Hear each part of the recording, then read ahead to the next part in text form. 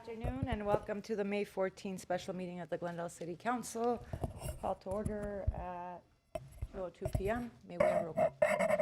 Yes, council members Brotman, Here.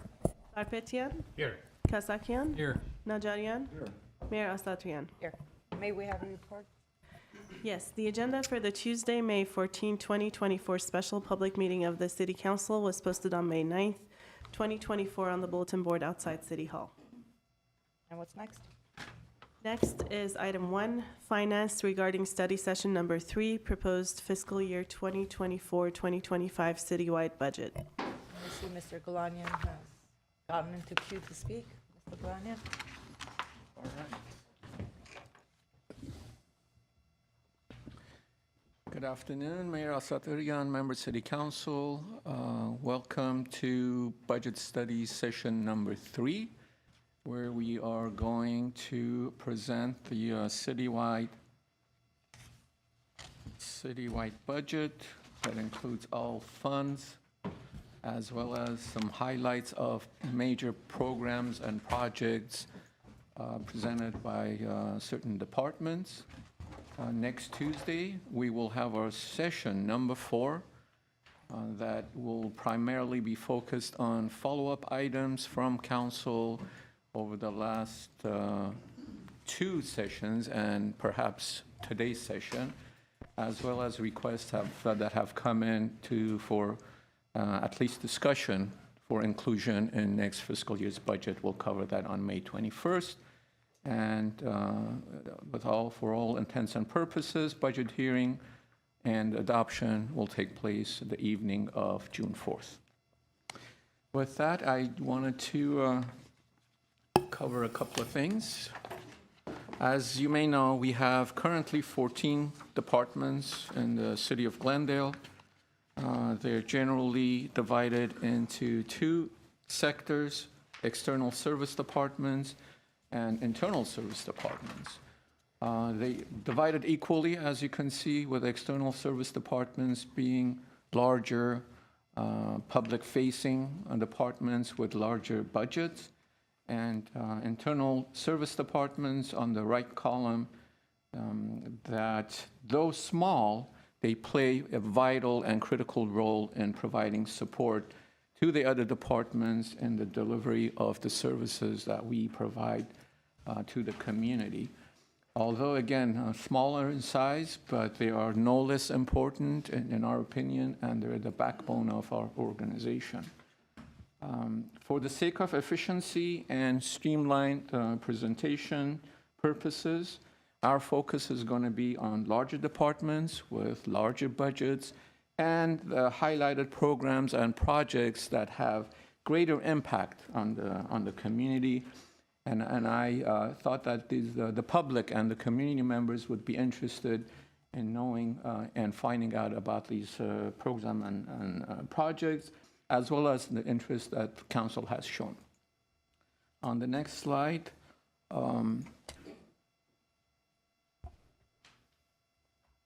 yes, as you can see, this is the previous year's council priorities, and the reason we're showing the slide is because majority of these projects and programs that you will hear about and will participate and see the presentations are aligned and focused around your 4 priority areas. Last year it was infrastructure, environmental stewardship, housing, and mobility, connectivity, safety. And this current year are financial sustainability, economic development, operational efficiency, mobility, traffic, and pedestrian safety. I just wanted to refresh your memory about your set of priorities, as well as the reasons why we have selected the particular projects and programs for presentation. With that, I will turn it over to Mr. Bradford to walk you through the 24-25 proposed citywide budget. Thank you, Mr. Galani, and good afternoon, Mayor Satrian and members of the council. I will begin with an overview of our proposed citywide budget for 24-25. The first slide is a summary of our budget by our various fund types. The general fund has a proposed budget of $325.7 million. This obvious fund houses all of our general fund operations, including police, fire, CDD, parks, libraries, public works, and the central service departments noted by Mr. Galanian. Just for a point of reference, our total safety budget in the general fund is about 65%, or about $209.7 million, broken out by the police budget of $124 million and fire of $85.7 million. Mr. Bradford, before you go on to the future, can you speak to how our priority areas align with the budget that we approved? If we are talking about priority areas, priorities should be budgeted for. So do they align with So- the budget that we had approved? Because I would like to have that discussion as we move forward with the budget session. Do they align? Oh, I'm sorry. Yes, Mayor Sadrian, the short answer is yes, they do. As Mr. Galanian noted, the projects that departments have highlighted align with those priorities in 23, 24. So if we can go back a slide or two, where it was the priorities for this last year were listed. Right. So if we looked at our overall budget, economic development would have had a big chunk compared to previous years, and in comparison to other departments. Mayor Asatryan, member of City Council, what Mr. Bradford was referring to, budgets on itself for departments or divisions don't align with your set of priorities. However, programs and projects within the given department and or division, vast majority of them are based on these set of priorities that council has established. And as you may recall, based on these four priority focus areas, council adopted a set of work plan items. So we took your priorities, departments generated close to 60 work plan items that council considered, reviewed, and approved. So those, all of those align with your four priority areas. Some of these programs and projects that you will hear about, they obviously need appropriation and budget. And as far as that's concerned, when a program comes forward and the departments request budget and align it with your priority, then it gets budgeted for. But would we not need to shift funds from one, say, department to another if our priorities have changed to ensure the success of that? Because if you're not budgeting for the success of what your priorities are, how are you aligning that? Well, I have to emphasize that within each department, there are operations, there are projects, there are programs that have to be done, whether it's by regulation or it's a mandate. Now, some of them may fall outside your priority areas, so not our entire budget can be focused on your four priority areas. The priority areas was primarily, the purpose was to provide a work plan, basis for a work plan, so departments can generate and create and focus on some projects and some programs that is important to council, but not their entire operation and not their entire budget. I mean, I wasn't referring to the entire operation. I recognize that we have things that are mandated. I'm asking if we have, say, we made operational efficiency and economic development and mobility a priority, right? Again, how do we shift certain things that are not mandatory, right, in order to fund them to make sure that the staff has the resources they need in order for that to be a priority? Because if we're going off of the previous year and it wasn't a priority, you're basically asking staff in that department to do much more in a space without providing them the resources. That's where I'm coming from. I see.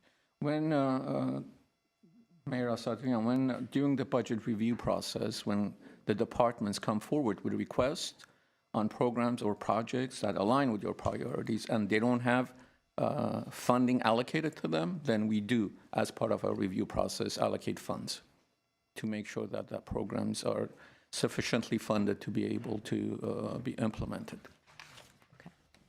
Thank you.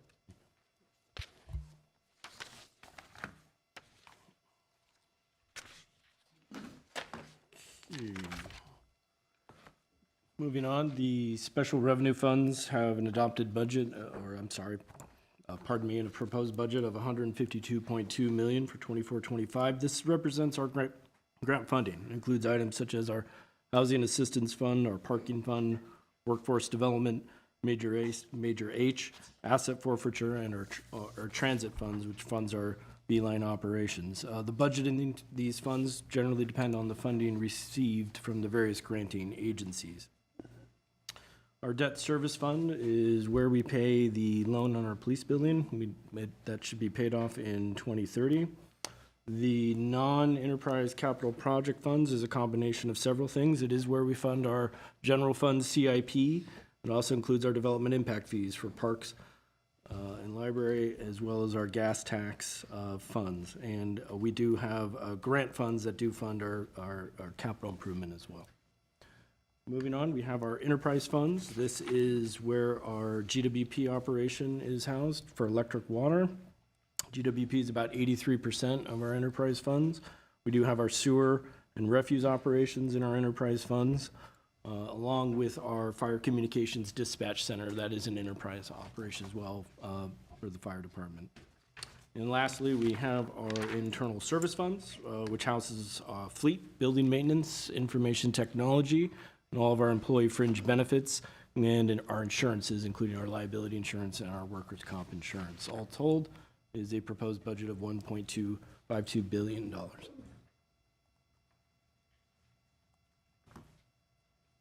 So the next slide presents the same budget in a slightly different light. It's by major function, and this includes all of our funds. Again, public safety, that's police, fire, but this includes all of their funds.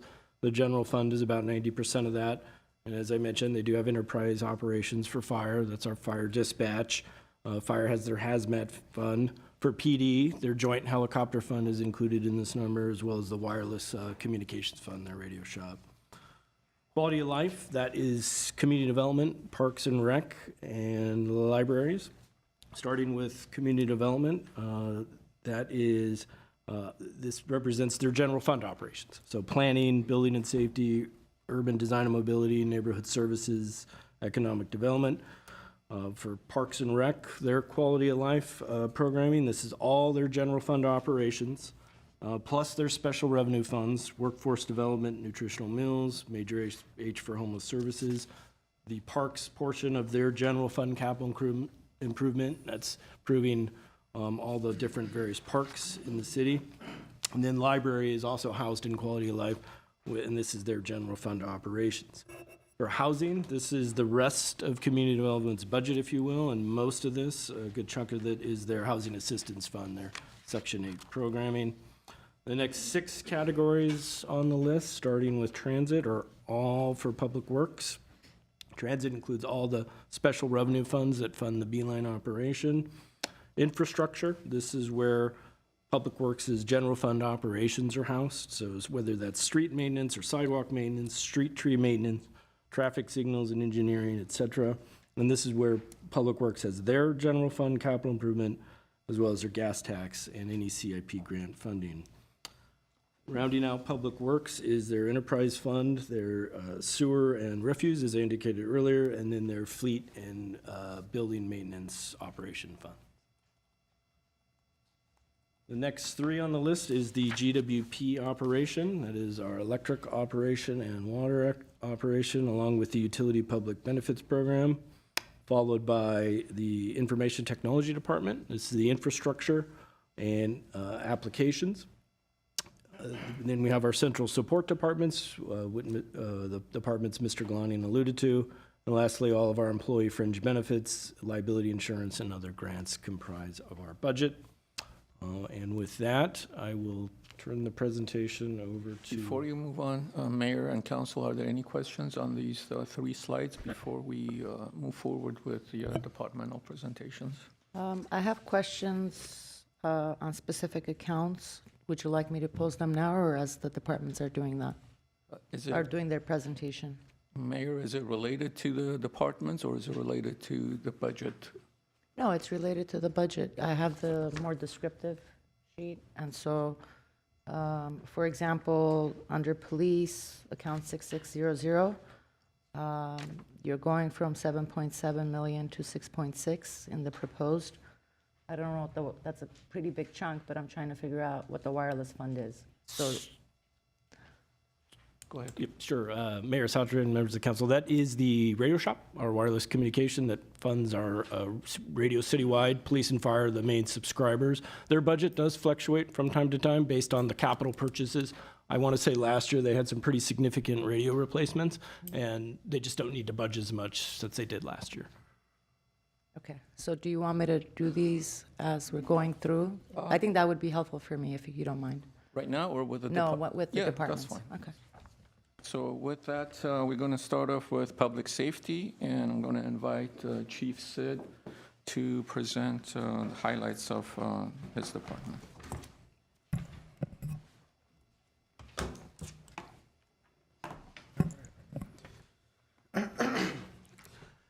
Afternoon, Mayor, council members.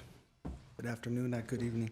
As we enter the 24-25 fiscal year, your police department continues to work hard to maintain and improve a high level of public safety services expected, of course, by our residents and businesses. In forwarding that effort, over the last year, the police department has placed a great deal of emphasis on a few areas.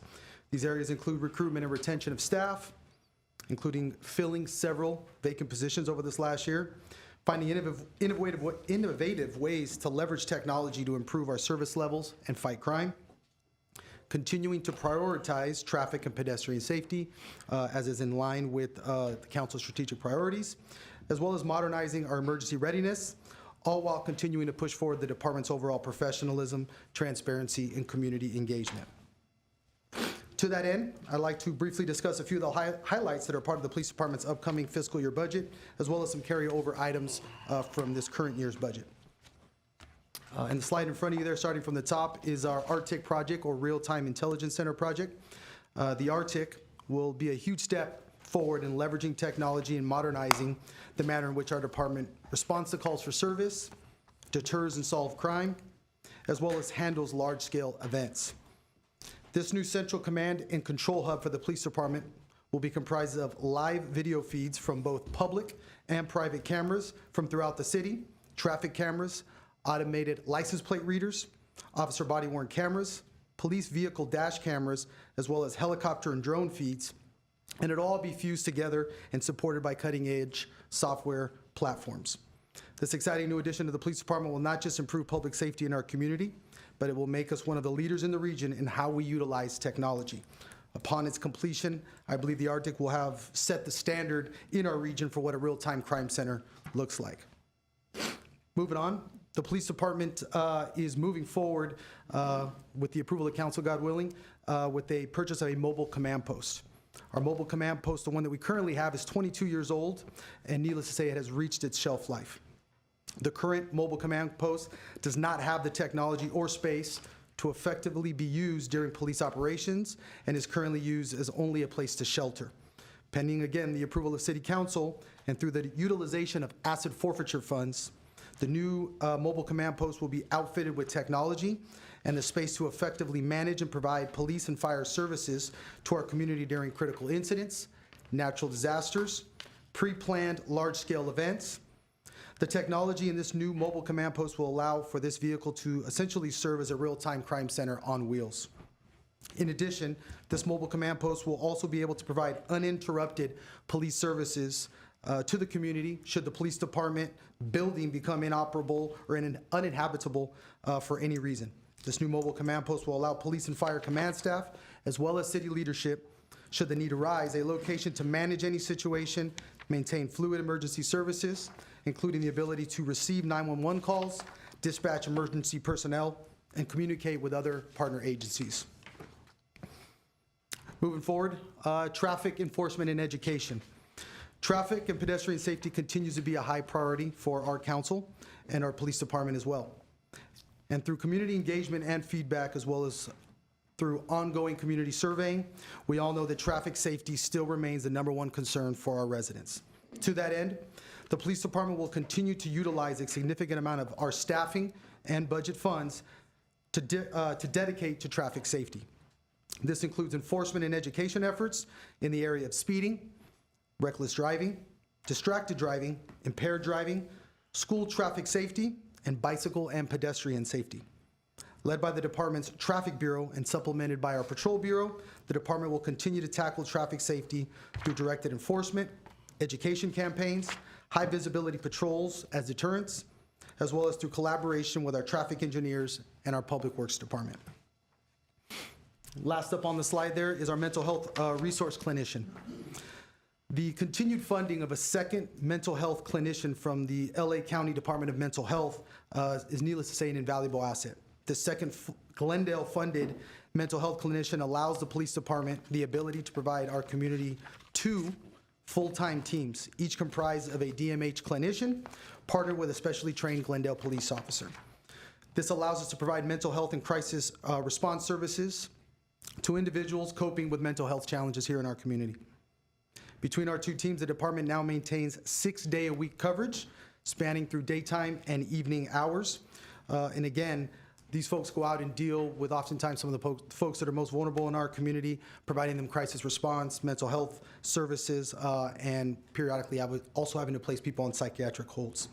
A significant part of their daily work involves engaging with our unhoused population, many of which are suffering from mental health challenges. Lastly, and it's not mentioned there on the slide, but I think it's worth mentioning in light of some of the work that's been done at the police department, is our residential burglary task force.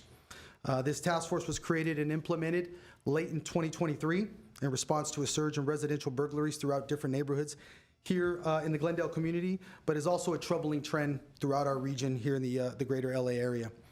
Our task force utilizes and coordinates resources from across our department, including our Patrol Bureau, Traffic Bureau, Investigations Bureau, our Special Enforcement Bureau, and our Air Support Bureau. This coordinated effort to deter and respond, as well as solve residential burglaries, has been incredibly successful to this point. These efforts have resulted in several arrests of individuals responsible for high-value burglaries here in Glendale, as well as throughout the LA region. Fortunately, through the first quarter of 2024, we have experienced about a 20% decline in burglaries here in Glendale. That said, the challenges continue, and as we push forward in 2024, we will continue to focus on this persisting issue. Mayor and Council, that concludes a very brief presentation, but of course available for any questions you might have. Where do I press? Go ahead. It's hard to keep up with all of them and with the presentation as well. Thank you, Chief. Couple of quick questions. The mobile command post, the new one, is it like in a big truck? Is it in a big vehicle? How large is it? What is the capability of it? Council member, the simplest way I can describe it is it's a really large RV. And again, it provides us the ability during critical incidents, large-scale events, to be a place for the department's leadership to gather, manage an incident, allows us for radio feed, video feed to drop down into this RV, can be used by our crisis negotiation teams, our different tactical units, and again, as a place where we can collect technology. If we ever had a major disaster and we, and our police building was inoperable, our dispatchers could utilize it to continue to take 911 calls so we can continue to respond to emergencies. And also allows for us, our partners at the fire department, as well as our other local and regional partners, from a, kind of incident command model, to be able to have a place where we can come out and serve as a hub and control center for any given event that we're dealing with out in the field. Thank you. So the next question is traffic enforcement and also pedestrian and cycling safety issues that we have. I don't remember if we had a report recently done or not. Can we, when it's not very immediate, can we get a report as to where does Glendale stand on public safety or traffic safety, not public safety, traffic safety in California? What are we, number 5, number 30? I just like to know where do we stand, because we hear a lot about the accidents that we have, and it's really terrible, which is, but I'd like to know where do we stand on that? We can work on a report. I think what you're looking for is specifically like a ranking, where we rank within the state? Right, where we rank. Yeah, I in can the get that state. for you. Last week, we had this new recruits ceremony. How many new officers did we hire that day? I think on that given day, we sworn, if I remember correctly, we've had so many swearing-ins over the last few years. I think that was 4. But, really happy to report that around the time that I started here about a year and a half ago in early 23, when I got here, our vacancy count on the sworn side was 23 hard vacancies, positions that were unfilled without a police officer. As of today, that number's down to 6. That's a monumental jump forward in what's been less than a year and a half. The time that it takes to find good qualified police officers, candidates, send them to an academy, get them hired. So the fact that we've been able to cut into that large vacancy rate, if you will, in such a relatively short period of time is a big success. And it's a big part of the support that we've gotten from this council, from the city's leadership, in the city manager's office with the hiring incentives that we've taken on, the job that we've done, the staff has done in really kind of branding our organization, building our profile, and just going out there and looking to recruit really good, strong, diverse workforce. So we're making some really good headway. HR has been a big part of that as well, good partners there. Still got some work to do on the sworn and professional staff side, but we've cut into it significantly. Thank you. So the last question, residential burglaries. We know that it moves from one area to another, and you put resources here, something else pops up there. Now, I know it was mostly North Glendale, and they usually go to areas that it's easier to target, there's less traffic, not many people around. So now I think we need to pay a little bit more attention on Emerald Isle area, that we had so many burglaries in last few months, and I'm sure we all got calls on that. And also, sometimes it happens on very busy roads, like we had one last week on Cañada Boulevard, but which is the highest traffic area, and you wouldn't think that they will even try. But I think that's another area that we need to maybe pay a little bit more attention to. Agreed. It's something that's been a significant focus. I know the city manager's aware of it. We spent a great deal of time talking about it, the late part of 23 and early 24. Half glass full, as we've made some significant dents in that and strides and have slowed it. It's not gone. Myself and the command staff will be attending a community meeting with the Emerald Isle folks this Thursday to discuss some of the trends, things that they can do, some of the efforts that we're taking. But you're right, it's a moving target. It bounces around even here within our 30 square miles. We try to deploy our task force in the limited amount of resources we have, resources that we have in a very kind of data-driven way, looking at where the trends are, where they're taking us, and trying to be effective in that matter. We've made some pretty high-profile arrests in that regard, but we're going to keep after it as we push into 24 until we can just grind that to a complete halt here in our city. Thank you. Thank you, Madam Mayor. Councilmember Kasakian. Sure. Thank you, Chief, for giving us a rundown of what you're planning on doing. My question is also in regards to traffic enforcement. I think some of the solutions that you have offered will hopefully have an impact. But even with the new hires, and again, that is truly commendable to go from that number to just 6 vacancies, hard vacancies, as you mentioned. How much more personnel do you feel that the police department needs in order for us to make a dent in what is right now? And this is a time, I mean, I'm not saying that whatever you say you need, we'll be able to provide, because everything has to be weighed with what resources we have available. But, I'd like to have a more realistic picture, in your professional opinion, having now been here for some time and having assessed the situation with the driving, I don't want to call it lawless driving, but the people who are thumbing their noses at the rules of the road in specific areas. Glen Oaks is one of them. Sometimes we get complaints from the canyons, wherever it may be. What do we need to properly enforce the traffic laws in this city? Councilmember Kasakian, I appreciate the question, and, just going back to, I think last year, I think it was Councilmember Najarian that had asked me about, essentially, what do I need? And I wanted to really walk lightly with that, because I only been here a short period of time, but to your point, as I've been able to really thoroughly assess the organization, look at where we at, simply stated, we could use more police officers. I haven't shied away from saying that in light of the size of our city, the workload that's associated with it, whether it's traffic safety, whether it's burglary task forces, what have you, even when fully staffed, this is a very lean organization. The data proves that out, whether it's you're looking at the tri-area cities here with our neighbors or across this region. To that end, this is an organization that does a really good job of doing more with less, but obviously that's a fine line. But we could certainly use more officers, and certainly a part of that is the Traffic Bureau. And our Traffic Bureau continues to be one of kind of the tips of the spear of our organization and the work that they do. Traffic safety continues to be a #1 priority for us. We currently have 18 traffic and/or motor officers assigned just to that bureau that all they do is go out and do traffic enforcement, education, and campaigns around the schools. Just in that bureau alone, I would love to see that number upwards of 25 folks just in that section alone.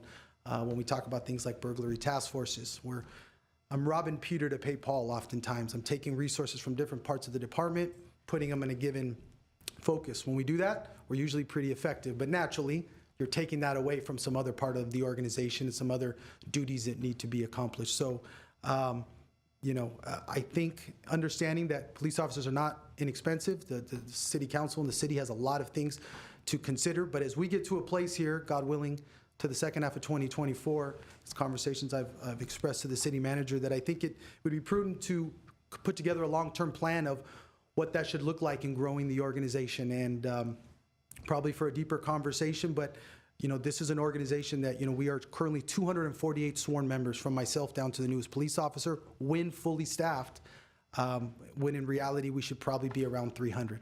At 300, that would put us at 1.5 police officers per 1,000 resident. That's still smaller than Burbank. That would still be smaller than Pasadena. We are currently at about 1.2, 1.3. That's really lean, but it just makes doing some of these things just challenging, and makes our resources pretty limited at times, very lean. Okay, well, I appreciate that answer, and now is, I think, the time for us to have these deeper conversations.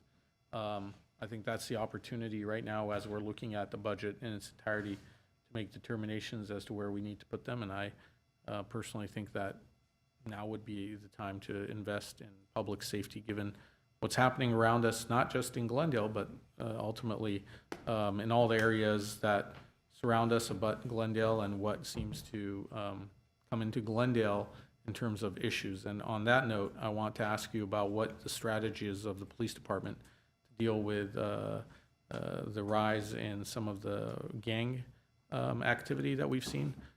Certainly, the markings of the gangs have been visible to everyone. Folks who've lived in Glendale for a long time and recognize some of the monikers that are being tagged and seeing the reemergence of them after many, many years of seeing the absence of these groups. There was at one point a task force, and I know that that task force was folded into a larger, it may have been the vice division within the department.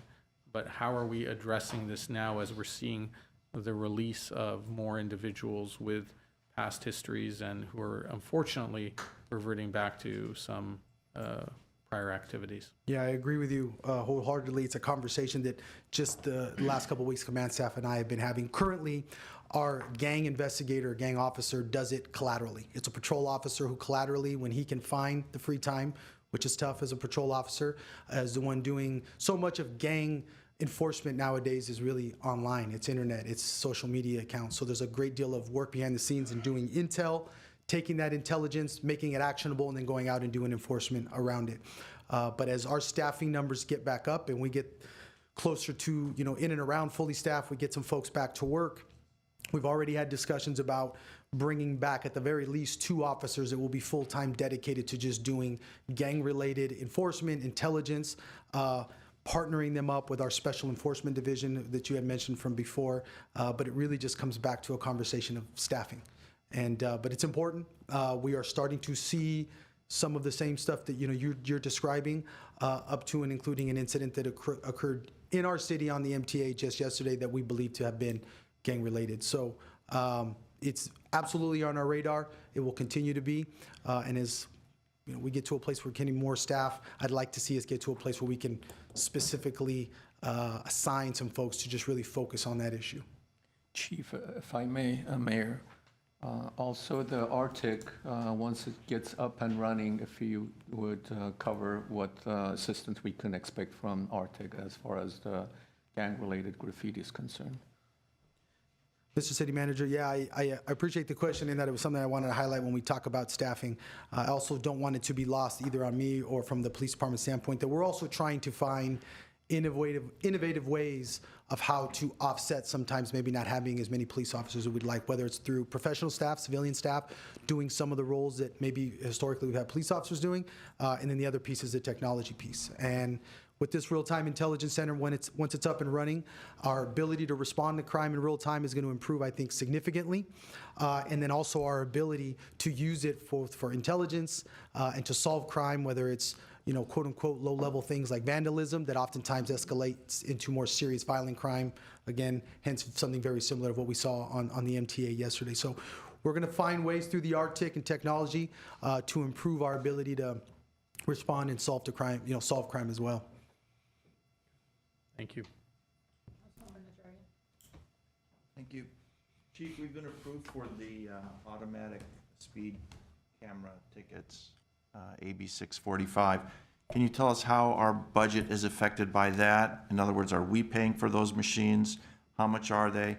And do we have a dedicated revenue stream from those, from the citations that are issued from those devices?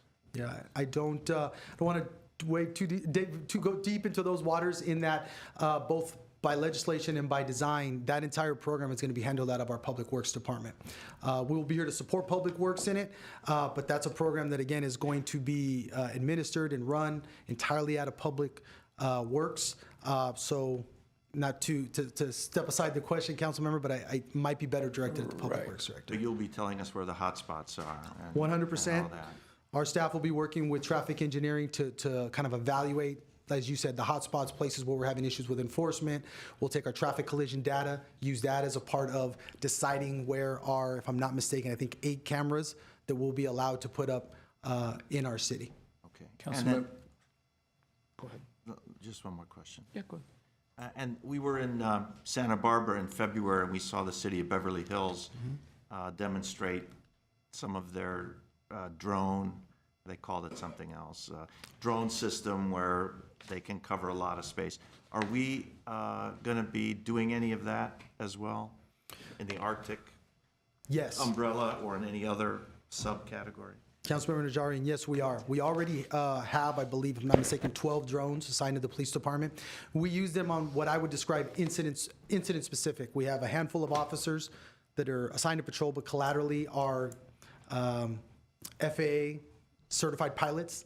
You have to be able to fly the drone. And based on certain incidents, maybe a perimeter, a burglary suspect, what have you, officer goes on scene, spins it up, and has the ability to kind of hover over the area and give us a bird's eye view, if you will. What you're describing in Beverly Hills that they're doing is drones as a first responder.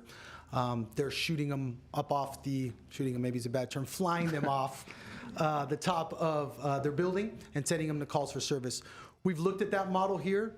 Beverly Hills is 5 square miles. We're 30. And the FAA still has very strict guidelines on how far you can fly those things. And essentially what you get is about a 2-mile radius. Not a great model for us here with 30 square miles. So we use them more, as I said, incident specific. It's absolutely a tool. We're just using it in a way that's more tailored to the size of our city. That's, naturally going to be a little different than a city the size of Beverly Hills. Okay. Thank you. That's all. Councilmember Brotman. Okay, thanks. And kudos on the retail crime and the residential burglary work that you've been doing. That's Thank you. great. I want to turn back to traffic safety again. A lot of what I was going to ask has been answered, but let me just make sure I've got it and drill down a little bit more. So in the Traffic Bureau, you're saying we have 18 officers now. Where were we last year? Where were we 2 years ago? How does that compare? Because what I'm looking at is like, what are we doing differently now that, this is obviously, like you said, a top concern. We hear it year after year. So how are we changing to address that and do it in a more aggressive way? Yeah, I appreciate the question, Councilmember Brotman. I'll highlight two things. The first is we took existing staff within the organization and kind of reorganized it. And I believe, if I'm not mistaken, we added 3 traffic officers assigned to the Traffic Bureau from where we were about a year ago. Wanting to grow that, but only having the ability to move just those 3 bodies for now in light of just our staffing challenges is my hope to continue to grow that. As a matter of fact, I think Captain Williams is going to be having, Traffic Bureau falls under his purview.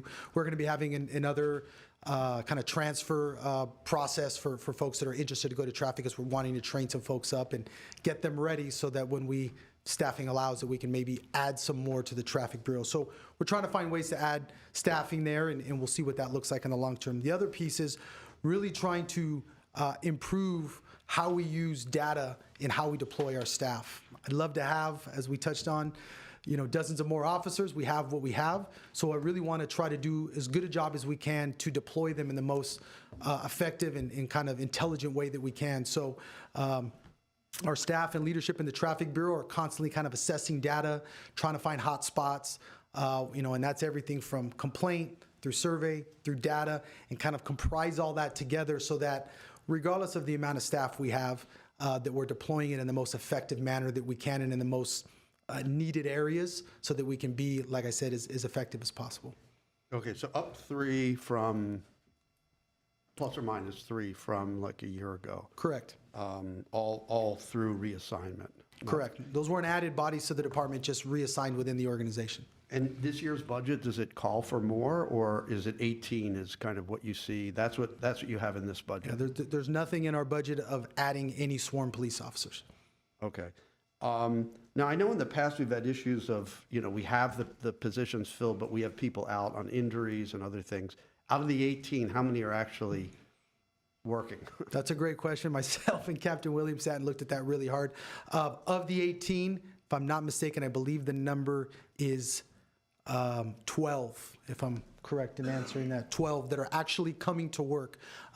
We have 6 that for one reason or the other are out on some kind of injury and or leave. Usually relatively medium to long term.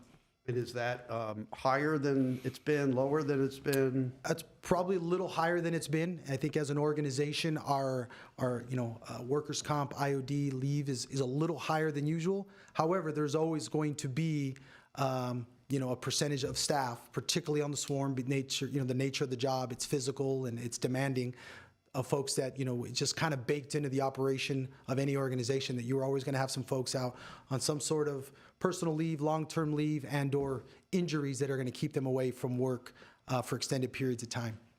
Okay, so all in all, up 3, maybe down a couple with injuries. We're pretty much status quo as far as the number of officers we have out catching people who are on their cell phones or speeding or running stop signs. Yeah, I think that's a generally fair statement to make. And I think that definitely, given the importance of this in the community and in our priorities, to me, that seems like there's something wrong there. That seems like something we should be adjusting. So one follow-up question, you mentioned this idea that's been kicked around about bringing in civilians, non-sworn, to do some of the routine tasks that we have our sworn officers doing, freeing them up to get them out doing some of this, critical enforcement work. Where are we with that? So if you will remember back at the mid-year, I think it was around December of this last year, with the support of the city manager and the council, we approved 6 PSOs, or police service officers. Those are PSOs, non-sworn folks. And the idea with those is to hire these folks, bring them on board, and to be able to give them some of the kind of more, again, I hate using the term, but low-level, kind of menial tasks to take some of that off of the plate of our police officers so our officers can focus and expand their efforts on the things we want them doing with enforcement. Keeping in mind that with the professional staff, the non-sworn staff, those folks by law cannot go out and do traffic enforcement and those things. That we're trying to find ways to give them some of the other work so that the limited amount of officers we have can go out and focus on the enforcement piece. Are they in place? It's we got them in December, January. I think by the time we kind of got through the process and approved, they are currently in the hiring process, and we're trying to get some of those folks hired and in place. Okay, so that's in our budget. You don't have any budget issue with getting those 6 in place? Those are in place and as far as I know, funded and ready to roll. We're in the hiring process. Okay, because I had heard some rumors along the line that somehow that was at risk. So no, that's not at risk. We're doing that, huh? I hope it's not at risk. No, we Okay, need I might every have one just of them. made it up. Councilmember Brotman, as I mentioned earlier, the review process of our budget asks and budget requests is really a balancing act that takes months and months and months. So to your point, no, they haven't been eliminated. We were really, based on our 5-year forecast, we were taking a look at all of our vacant position, including the 5 PSOs, and there was consideration. 6, I thought. 6, Let's not well, take 5 one away. plus a supervisor. Okay. And there was consideration, but we maintain it in the proposed budget, so you don't need to ask for additional funding for it. Okay. So just lastly, I know, you said ideally you'd have 25 in the Bureau instead of 18, and then you answered Councilmember Kasakian's question, which I thought was a good one, saying, ideally we'd be at 300 sworn officers as opposed to 248. Can we, and I don't expect you to have this now, but can we get some sense of what the dollars are, what the budget impact would be if we actually did those things? Again, not that we necessarily can, but like, what are we talking about in terms of cost? Councilmember Brotman, that will be, I made a note actually, when Councilmember Kasakian was talking about it. We'll bring that information the next budget study session for your consideration. That's on the list. Because I think where we are, especially on traffic, it's not aligned with our priorities, and I think we need to fix that somehow or another. It only takes money. I know, I know. Yeah, I don't think, not to speak for the city manager, whether it's the city manager or myself, that any of us disagree with you, and that's absolutely a priority.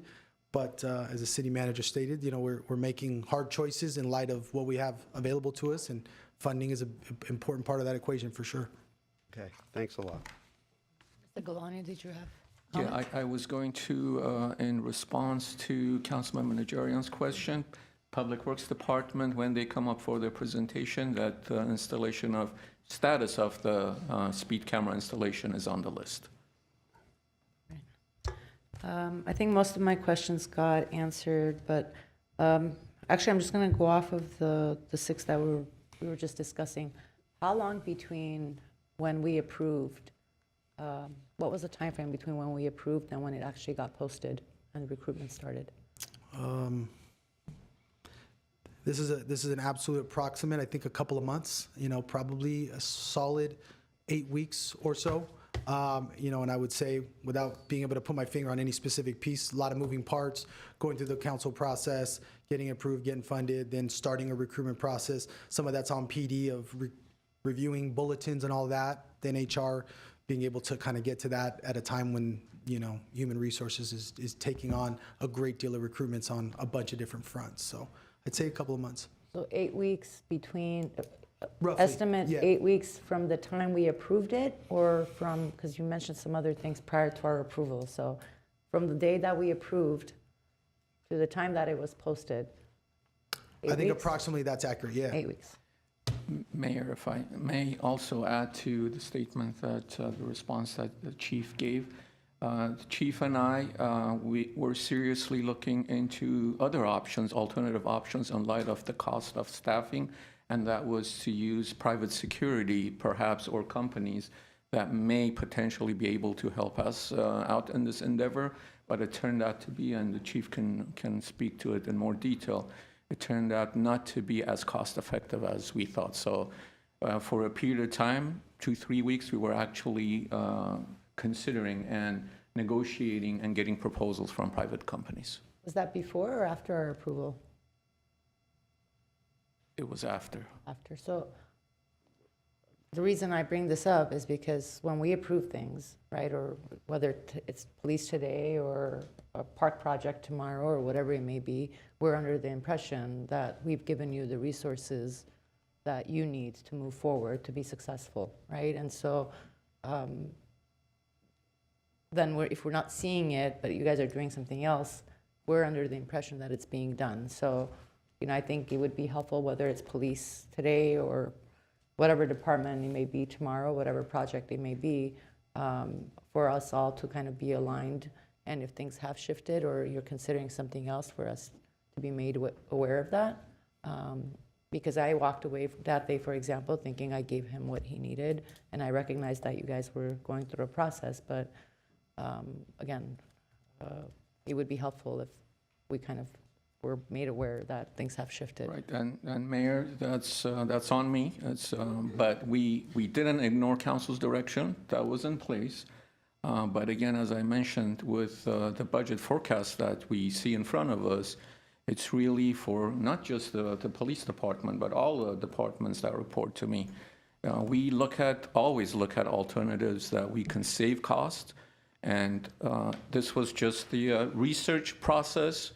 And if it had materialized and if it came to be as cost effective as they claimed, then I would have come to you and with an alternative, not necessarily completely not move forward with the sixth position, but perhaps do a combination of the two, but it didn't materialize.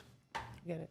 I mean, at least for me, it kind of felt like it's kind of done backwards, right? Like you come get the approval and then, right? I don't know how better finesse that. I respect that, Mayor, but also be cognizant of the fact that it's just one department. We have many other departments, as you saw, 13 departments with desperate needs to fill vacancies. So it's really, I keep saying it's a balancing act, and that's indeed what it is.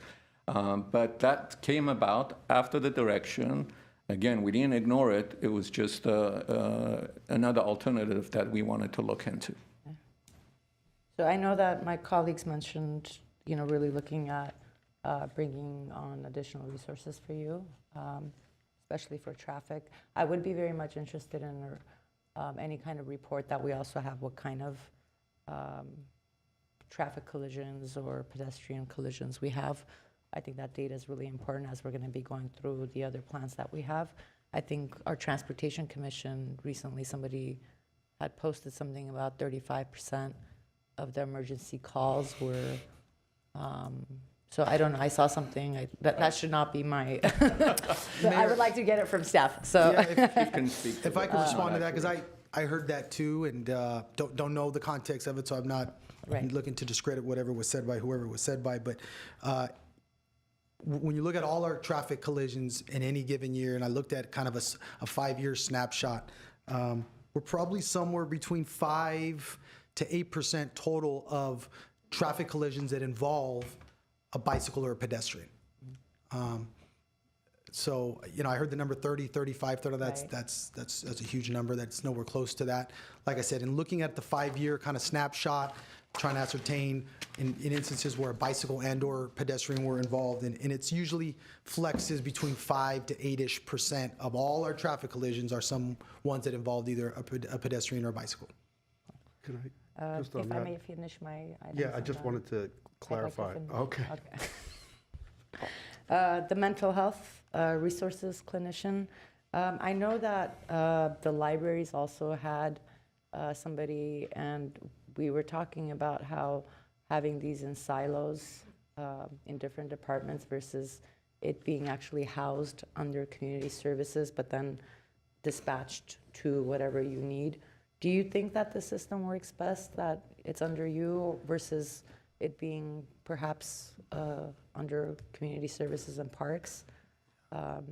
So you're part of a larger set of resources available to you. Yeah, so I'll speak from a place, Mayor, where both of my previous organization and this one, I've been a part of seeing it done both ways. And truthfully, I don't think either one is wrong. The hard truth and the reality of it is, one way or the other, regardless of where we house it, it's got to be a collaborative effort. It's the only way it works. And from my end of it, police department shouldn't be necessarily the face of mental health resources and services, but we absolutely have to be a part of that equation and that response. And I think clinicians at the DMH level, Department of Mental Health, all the way to our local staff will tell you that we've all kind of got to be at the table, and we all need to be part of a co-response. As our model is today, we have a really strong working relationship with our parks folks. I would say more than we have had in the past now with our library folks. I know Director Onig can speak to the fact that, even over the last couple of weeks, we've been making a concerted effort in and around the ARC, in and around the library, and seeing some of the positive impacts of that. So regardless of where it's housed, I think it's really about collaboration. I think it's the only way it really truly works. I am going to use this opportunity to commend you on your communications and community outreach. I'll say that the police department's social media is one of the best I've seen anywhere. I actually see the change. It's a great mix of both education, but also making it look fun. Love the multilingual component.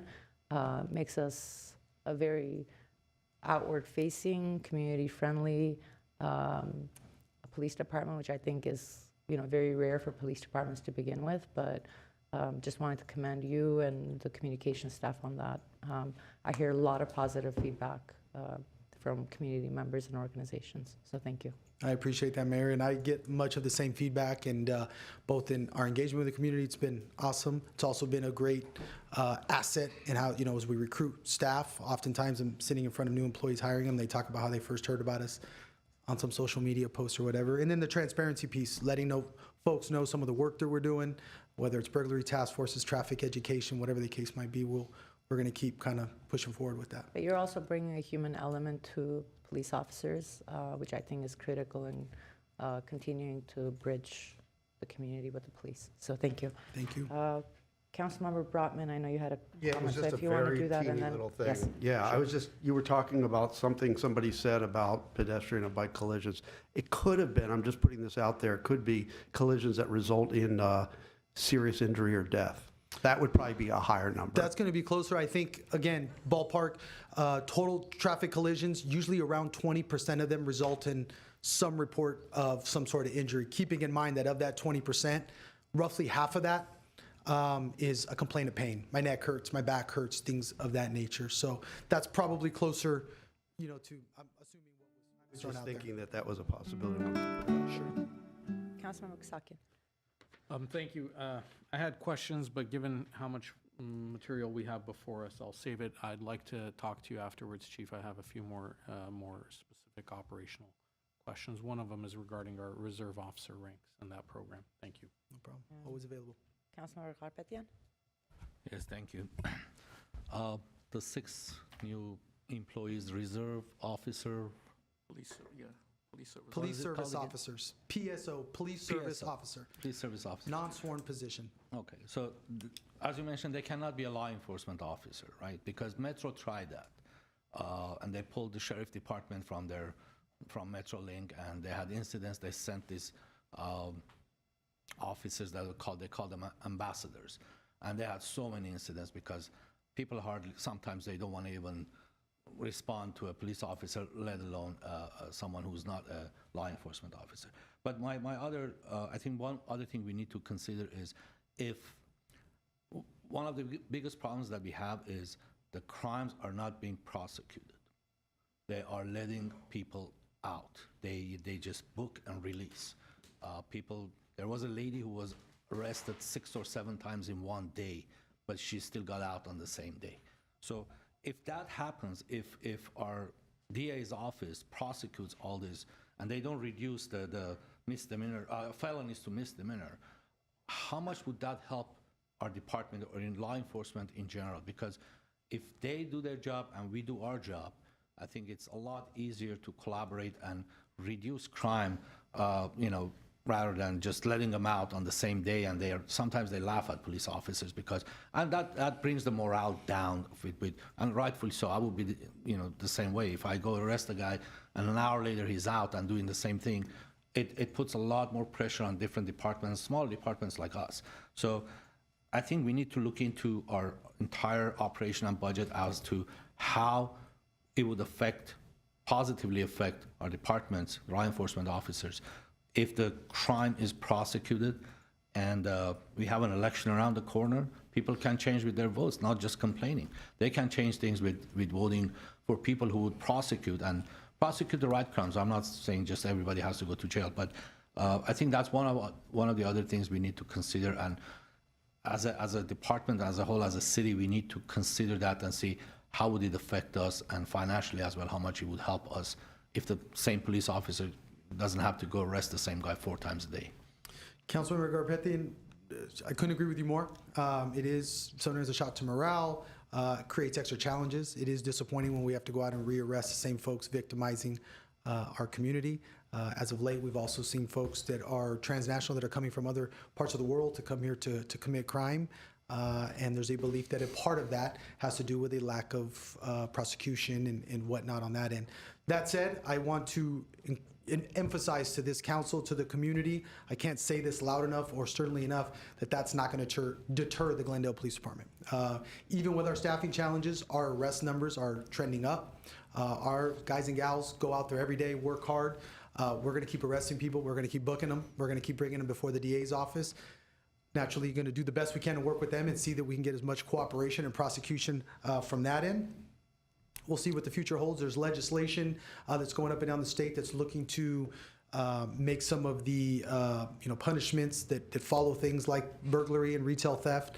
There's a lot of bills out there that are going to be considered in Sacramento that are currently being considered.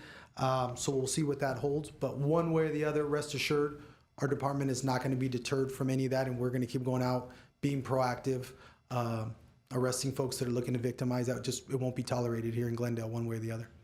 Thank you, Chief. Right. All right, moving on. Thank you, Chief. Thank you all. Thank you, Chief. To the other half of the public safety sector of organization, and Chief Fish will present the project, that department highlights. Good afternoon, Mayor Satrian and City Council. Good afternoon. Thank you. All right. We're not asleep yet, right? No.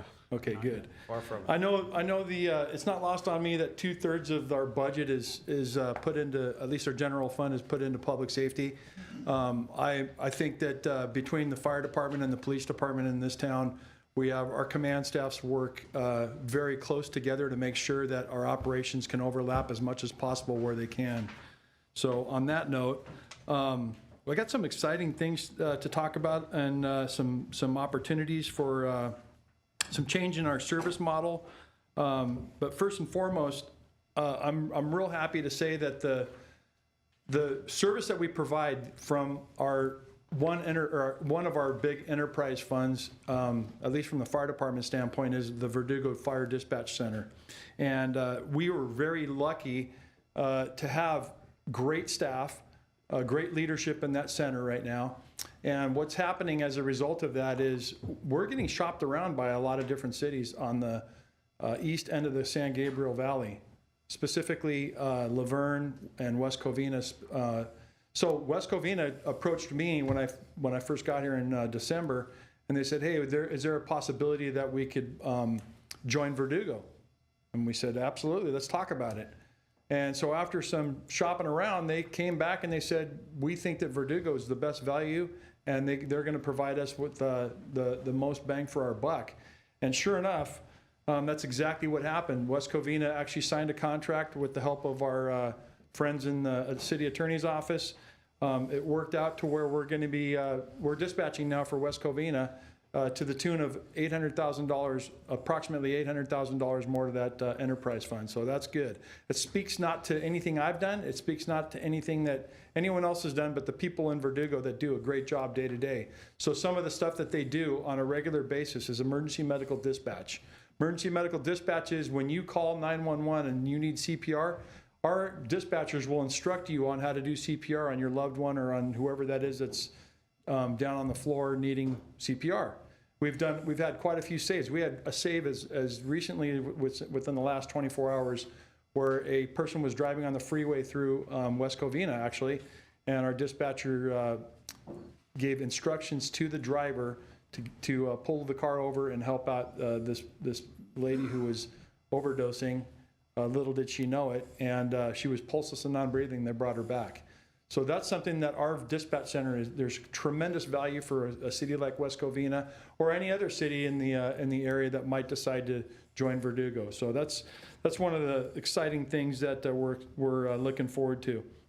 Again, we did have conversations with Laverne, and we'll see what happens with Laverne. Yeah, there's a plenty of opportunity. Possibly Santa Fe Springs, Downey. We'll see what happens in the future. But I think as we get we're like a beacon on the hill of dispatch centers within Southern California. We really are. Second item is the Fire Academy. So right now, we are currently in a Fire Academy. We're going to graduate our members on May 30th. We'll see how many we get out of that, but we currently have 6 people in it, and we would love to see 6 people graduate. It's all dependent upon their performance.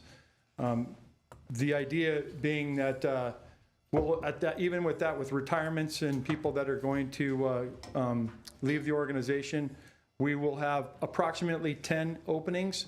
So we were approved last Wednesday by Civil Service Commission to run a lateral firefighter paramedic academy. So that is something that we intend to do in October. And with everything going the way it's planned, our idea is that would be a 6-week academy, which instead of the normal 16-week academy, it'll save quite a bit of money, and it will bring in some really qualified people from other organizations. We believe, at least at the fire department command staff level, that our organization is something that you would want to work at, you would want to be part of, and so we're going to test the waters on that lateral academy. The third thing is fire station remodels and reconstruction. I know some of you have toured our fire stations recently, and there's some needs for sure as it relates to dorm barriers and locker rooms and just overall nice to haves and need to haves. We have also put aside $250,000 for an architectural firm to start the drawings and to start the planning process for the rebuilding of Fire Station 29.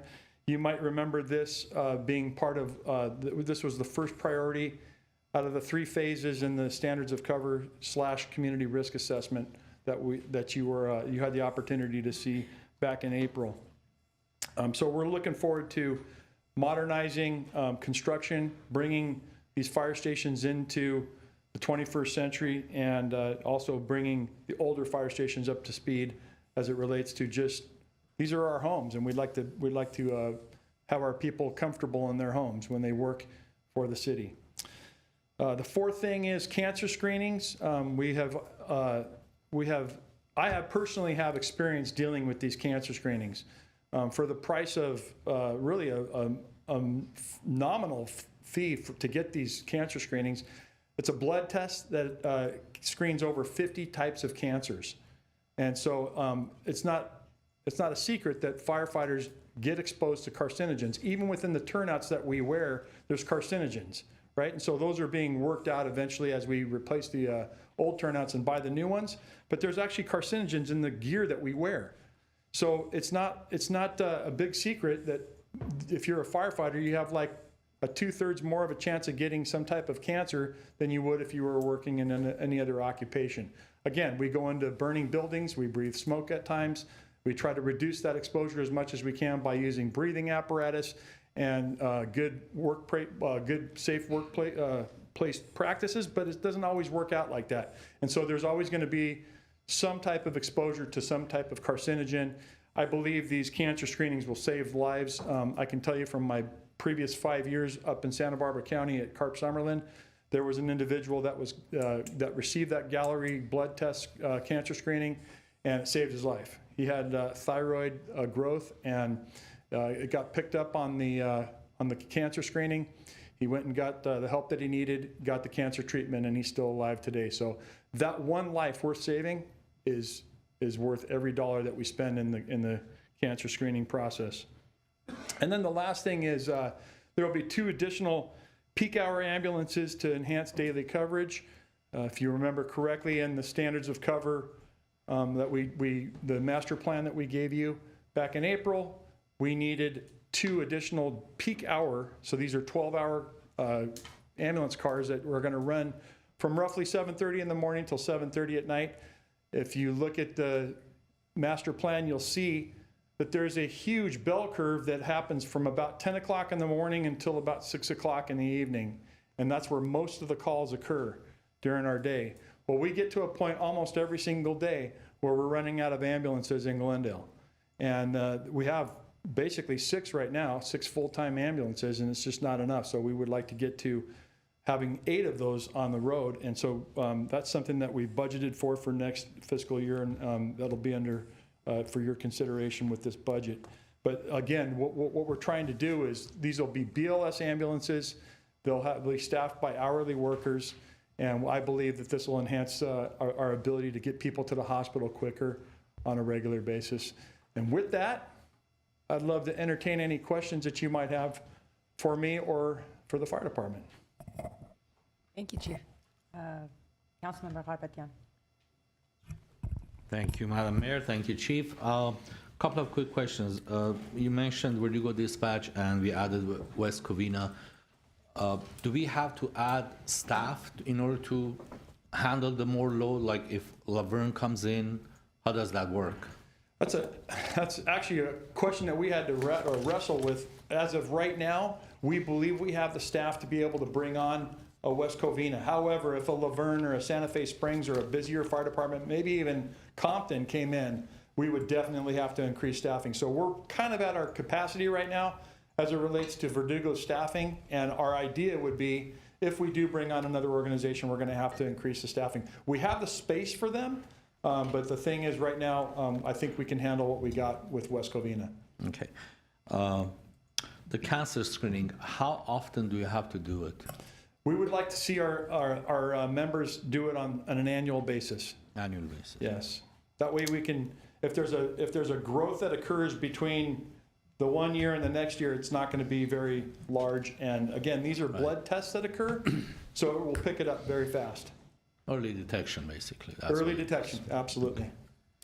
And as far as the fire station goes, I would, as you know, I'm new, and I'd like to know how many stations there are. There 3 or 4 that need to be remodeled or upgraded or rehabbed? So in our community risk assessment standards of cover master plan that we got from Citygate Associates, there's 3 phases. First phase would be to replace the worst 3, starting with Station 29, which is the one in Montrose, Station 28, the one in La Crescenta, and Station 26, the one on North Brand, 1145 North Brand. That's first phase. That's going to take us, I would venture to say, at least 10 years to get those 3 stations rebuilt. And again, where those stations get rebuilt is also going to be part of the equation. That's going to require a lot of staff work, project management, architects, that kind of stuff. Funding. And funding, absolutely, and funding. Probably most importantly, the funding. So yeah, that's the first phase. The second phase would be Station 23 up in Chevy Chase Canyon, Station 27 on Western, and Station 24 across the street from Verdugo Park. And then the last 3 fire stations out of the 9 have been rebuilt within the last 35 years, so they're going to be okay. We'll just need to do some upgrades and some maintenance on those. Okay. Thank you, Chief. Councilmember Kasakian. Thank you. I just want to say that I fully support these initiatives. When we heard the Fire Services Master Plan, I think that was on April 2nd, that evening, you were able to, through the consultant, provide us with a clear picture of what we need to focus on. And I think that it should be our responsibility to really drill down and find the resources to be able to upgrade these fire stations. So we had conversations about how we can find extra funds from the community, whether it's through bond measures or other means, parcel taxes. This is the type of thing that I think our community would support when they know specifically where funds are going to go and what purpose they're going to serve, and that it's for the greater good and safety of the community. I also want to say that I think that the cancer screenings are essential. We ask our fire service men and women to do a lot, and given the risks of the job, I fully support the initiative to help screen earlier and catch these issues before they become something that could possibly end someone's life prematurely. So whatever we can do to support that, and the costs that I've heard and that you presented, I think more than justify the expense. Thank We you. appreciate the support, sir. Councilmember Brotman. Thank you for your update and everything you do, and your general demeanor and sense of always being a happy guy, enthusiastic guy, Guilty. you know. I'm guilty. You always put a smile on our faces. I know one of the important things that you do that a lot of people don't know about is emergency preparedness. And I'm thinking in particular with the community, the CERT program. That was brought back a few years ago. And I'm just interested in what we're doing, what we're planning on doing. Are we expanding the work we do with community groups? I really think that, going forward, we're going to be facing more and more these unexpected situations, whether heat storms, floods, things that really weren't a thing here. We always had earthquakes, but now more and more on the fire area and some of these other kinds of emergencies, and getting neighborhoods, kind of organized to be able to do self-help for the time when you guys aren't going to be able to show up sometimes when there's very serious things going on is really important. I'd like to see us continuing to evolve CERT and expand CERT, but maybe you could talk a little bit about what you're thinking. Absolutely. So a CERT class basically costs around $25,000 to put on. From what I was understanding, we had already blown through the $25,000 for this fiscal year. However, I am excited to tell you that the work that was done by the Assistant City Manager and myself and Chief Sid, we have landed the plane on a grant solution for to bring grants into the fire department and the police department. And so there are a boatload of grants out there regarding CERT, and we are going to go after those aggressively so that we can have as many CERT classes as there are people that want to participate. So that basically is for next fiscal year, and even potentially, this fiscal year is almost over, but for next fiscal year, we expect to see at least 3 or 4 CERT classes running. The problem is not going to be having the funding. The problem is going to be trying to get as many people as we can into these CERT classes that want to participate. So yeah, we are definitely going to aggressively pursue that. That's great. I know in the past, a challenge has always been you train people up and then they kind of disperse and they lose their skills. And so the key is getting, neighborhoods to kind of work on a continual basis, doing drills. And then that's a good way to bring in more individuals who are in the community. We've got somebody from Adams Hill back there, Stephen Meek, who I know is very active in his neighborhood. And there's some other neighborhoods that are the same. So that would, I just, I always bring that up. That has to be part of the model, not just getting the person trained, but how do you maintain it? Yeah, and how do you continuing keep education. Them, yeah, and absolutely. how do you, I know we've done stuff like we've put storage sheds in a few places with a lot of supplies and given that neighborhood the keys and, kind of that more structured approach to CERT would be great. Absolutely. So the only other thing I have is, and we've talked about kind of that light touch EMS model that Beverly Hills has piloted. I know there's some challenges with the funding situation because, for people that don't know, that's where they'll send kind of just an ambulance out for kind of low-level things. Somebody, cut themselves or something, and they can stitch them up right there and avoid having to bring them to the emergency room, which obviously saves costs all around. But I guess for us, we don't necessarily get the same reimbursement, so it doesn't work financially. But I like what they do, and also that they'll kind of do follow-ups with people and make sure people are taking their medicine, so you don't get these repeat calls from the same individual. I would like us to, keep looking at that, and if it takes kind of a legislative solution, start working with our legislators to see how we can work out that financing problem that's standing in the way. So the piece on the ambulance on the lower acuity calls, like a cut where you could stitch it up, that is absolutely something we can do. Doing the research in Beverly Hills, they don't have the call volume we do, first of all. And second of all, they do have a very robust budget to the point where they actually put out $1.2 million for that nurse educator and a paramedic to be fully staffed 24 hours a day for those lower acuity calls. If that is the way that the council would like to go, I would put that thing into service as soon as possible, absolutely. But I don't know if the bang for the buck, at least in Glendale, would be the same as it is in Beverly Hills. As it relates to the second piece that you're talking about, community paramedicine, we actually did community paramedicine in my previous stint here in Glendale. And we had 2 firefighters that would go and do checkups on people with congestive heart failure, that specifically, because that was what the state law gave us a carve out on. We did stop some people from getting readmitted within the 30 days, and we saved the hospitals a lot of money. As much as I tried to get the hospitals to pay for some of that program, none of them wanted to participate. So we ended up having to pull the plug on that program. It did work for that particular population of patients like congestive heart failure, but the community paramedicine is also something that at the state level, there is legislation that's going through right now.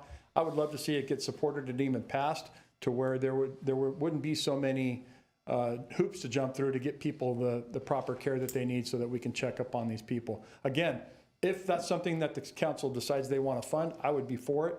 We could make that happen. It would probably require that we hire at least 2 more paramedics, and they would have to jump in a car and go chase down wherever these patients are. Basically what you're doing in that situation is you're weighing them to make sure they haven't lost any weight, right? Because a lot of times when you get out of the hospital, you lose weight, which means you're not eating, you're not drinking water, you're not hydrating, and you're not taking care of yourself. And then the other thing is, most importantly, is they want to see that you're taking your meds. And if you're not taking your meds, you're probably going to be right back in the ER before you know it, and then it costs the hospital some money. So because of the readmittance law. So again, these are 2 items that I would love to see get some wheels, but it's not lost on me how much they cost. They do cost quite a bit of money to work something like that. So Well, maybe we can look into them and we can see if there's some legislative work that we can support. That sounds like an important approach. absolutely. All right, thanks. Trying to figure out what you've already answered. Sorry, give me 1 second. Thanks for the pancakes. You're welcome. Over the I weekend. wish they would have lived up to your fluffy standards, but Well, I'm glad there's no fluff here today. But I do want to thank you for bringing up the cancer screening. It's something I've been hearing about for a couple of years now. Very happy to support that. I did have like legislative processes and lobbying on my list of items that I think across the board for all of the departments, I would love for us to put some heavy concentration on that, both in supporting or opposing legislation. I know we have a hired lobbyist. I would love, this is something I spoke to our city manager about. I do want us to have like Glendale Advocacy Days. So whether it's you or any of the other departments, if there are things on the state level that you are aware of that are going to be impacting us, whether we need to submit a letter of support or looking at the details to submit amendments for our favor, I really want to put an emphasis on that. The appropriations deadline is on the 16th. So if there are things, I know that, for example, the cancer screening is something that they're also working on the state level. So perhaps just getting in a letter to the Appropriations Committee before the 16th. I'm going to make myself available to anybody that has anything out there that would be impacting us locally. So there is a lot of funding available on the state and federal level, and I want to make sure that we're, using our lobbyists to its full potential, but also working with staff and setting up those meetings, not just with our legislators, but the different agencies that provide the funding. So last year, we allocated some funding for scholarships for women, female firefighters for an academy. Mr. Glonin, was it last year or the year before? Last. I don't recall, Mr. Bradford. Mayor Sadri, members of council, I cannot remember. I can't remember if it was in last year's budget or the year before. Okay. it So wasn't. I don't know if it was in last year's. I don't remember seeing that. However, to that end, I think I know where you're going with this, and I would like to tell you that I'm very excited to tell the council and you, Mayor Satrian, that we will be doing a girls' camp in late August, and it's not just a Glendale girls' camp, it's the Tri-City girls' camp. It's going to be Glendale, Pasadena, and Burbank, collectively bringing all of our resources together to bring in approximately with a lid of 60 people, 60 females, 60 women, 60 girls, whatever you have, bring it. We would love to expose them to the fire service, give them the opportunity to climb ladders and pull hose and do all the things that firefighters do, and just get exposed to our career as a legitimate option for women. And the goal is not to just bring them and expose them to the fire service. The goal is to sink our hooks into them and mentor them and carry them and get them ready for the next steps, whatever those next steps are. And so this is something that I'm really excited about. I know Chief Augustine and Chief Alvarez, my two counterparts in Pasadena and Burbank, are interested in doing the same thing. So we're looking forward to that next fiscal. Awesome. I do, so is this similar to the program that LA County has? LA County does one and LA City does one. Yes. Yeah. Okay, awesome. That's a 2-day camp. Right. Mayor, staff found the item you were requesting. Dun, dun, dun. Good afternoon, Mayor Sadrian, members of the City Council. Those tuitions are actually also in the 24-25 proposed budget for $66,000. Looks like Okay. for 5 applicants Okay. or so. Did we use any of them last year? That I cannot speak to, but we can always look I into can, it and come back. it's not to my knowledge. Okay, let's, We're going to if we spend can that get money a next final, fiscal. yes, and then how we're actually utilizing the Yeah. funds. Okay.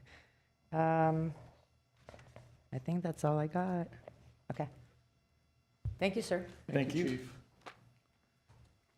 For the next segment of the presentation study session, Mayor and Council, I'm going to bring up Onik Bulanikian, who plays a dual role in today's presentation as the Director of Parks, as well as the Acting Director of Libraries, with a number of items under the Quality of Life heading. Good afternoon, Mayor Asatarian, members of the council. I'm going to go straight to the PowerPoint and highlight a few items for both departments, Community Services and Parks, and Libraries, Arts and Culture. The first item I want to highlight is the Life Wrap program. This was a program that council had budgeted a few years ago. It's the Low-Income Family Employment and Rental Assistance Program. To date, we have served 95 families in career counseling, workforce development, as well as rental assistance. The additional funds that we're asking for, the carryover for next fiscal year 24-25, we will be able to serve 10 families. The next program is the Early Child Care and Education Pathways Success. This is a statewide grant. We were asked by the State Division of Standards to implement and operate this grant as a workforce board. To date, we have served 417 clients. We collaborate with Glendale Community College as well as Mission College in the city of LA, San Fernando Valley, and assist parents that want to become teachers' aides as well as preschool teachers for early childhood education. The next item is our Parks, Open Space, and Recreation Element update. The last time our Open Space and Conservation Element was updated was in 1993. Our Recreation Element was updated in 1996. Last year, council had allocated some funds to start this project. I'm happy to say that the RFP has been issued. Yesterday, the RFP was issued.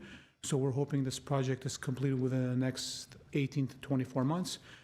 We will be having a number of community meetings, community outreach events, as well as working with our friends over at Community Development Planning Division and assisting us in reviewing the draft plan, and we'll be coming to council hopefully in the next 18 to 24 months to update that plan. The next item is the Edison After School Program. Back in 2022, right after COVID, GUSD reached out to staff asking if we would be interested in providing after-school care for Edison Elementary. This program has been in operation for the last 2 years.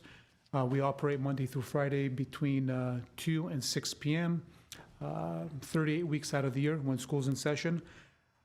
We are going to have an additional 2-year contract starting July 2024 this year, ending in 2026. So GUSD is asking us to operate the program for an additional 2 years. And we had told them pending budget approval by City Council, we're willing to assist and help out with their childcare services. The next item on the list is our Glendale Hotel Voucher Program. We would like to expand this program and provide motel and hotel services to our unsheltered clients. Right now, we do have $80,000 allocated one fiscal year. We're asking for an additional $300,000 for next fiscal year. This will allow us to house unsheltered clients that would like shelter during inclement weather, let it be in the winter or as well as during a heat wave. We'll partner with our friends over at Glendale PD, Homeless Outreach Team, as well as Home Again LA to provide those services to our unsheltered clients. Nature Education Program, we've expanded our nature education program. The program started when the Stone Barn Nature Center opened March of 2022. We currently operate the barn Fridays, Saturdays, and Sundays on an as-needed basis. We were lucky enough to receive a $297,000 three-year grant through LA County Metro to provide transportation services to residents in South Glendale. We transport residents to Duke-Majan and provide nature education. So we are going to operate that. We started operating that a few months ago, but this is a 52-week program. Every weekend in South Glendale, we'll have a transportation from South Glendale to North Glendale up at the Duke.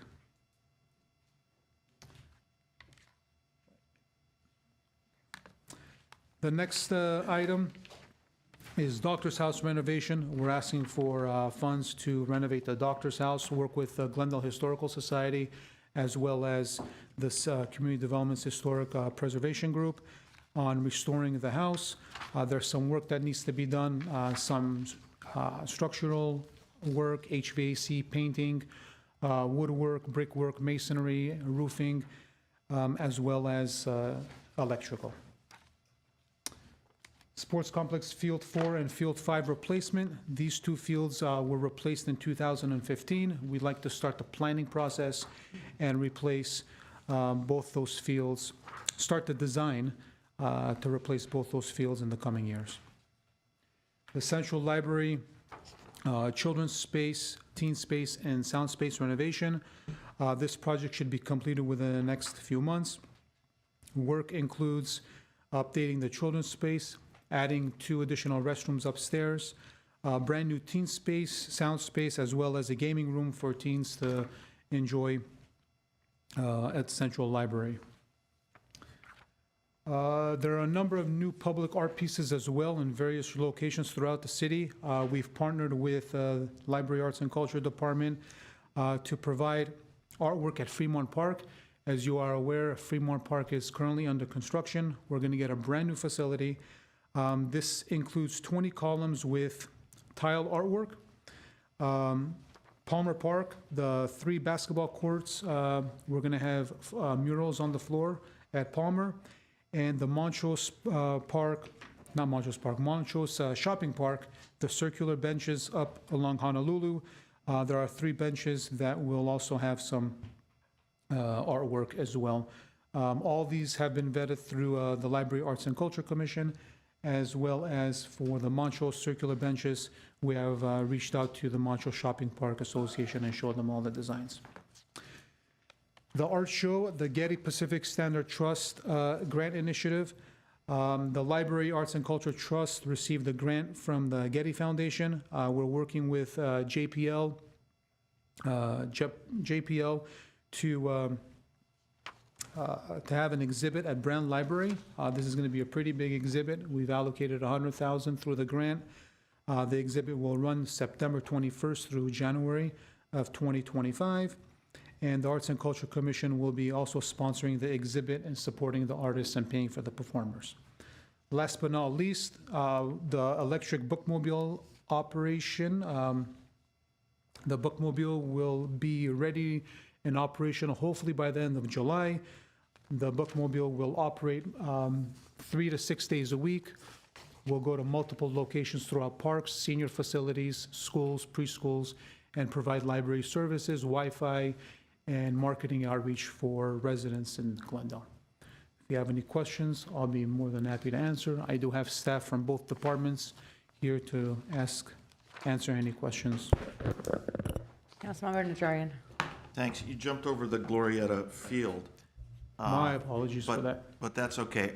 And are you putting in the Musco parabolic lights at the field? Councilmember Najarian, yes, we're going to be installing Musco. We're going to be upgrading it to LED lighting to prevent light pollution into the Right. neighborhood.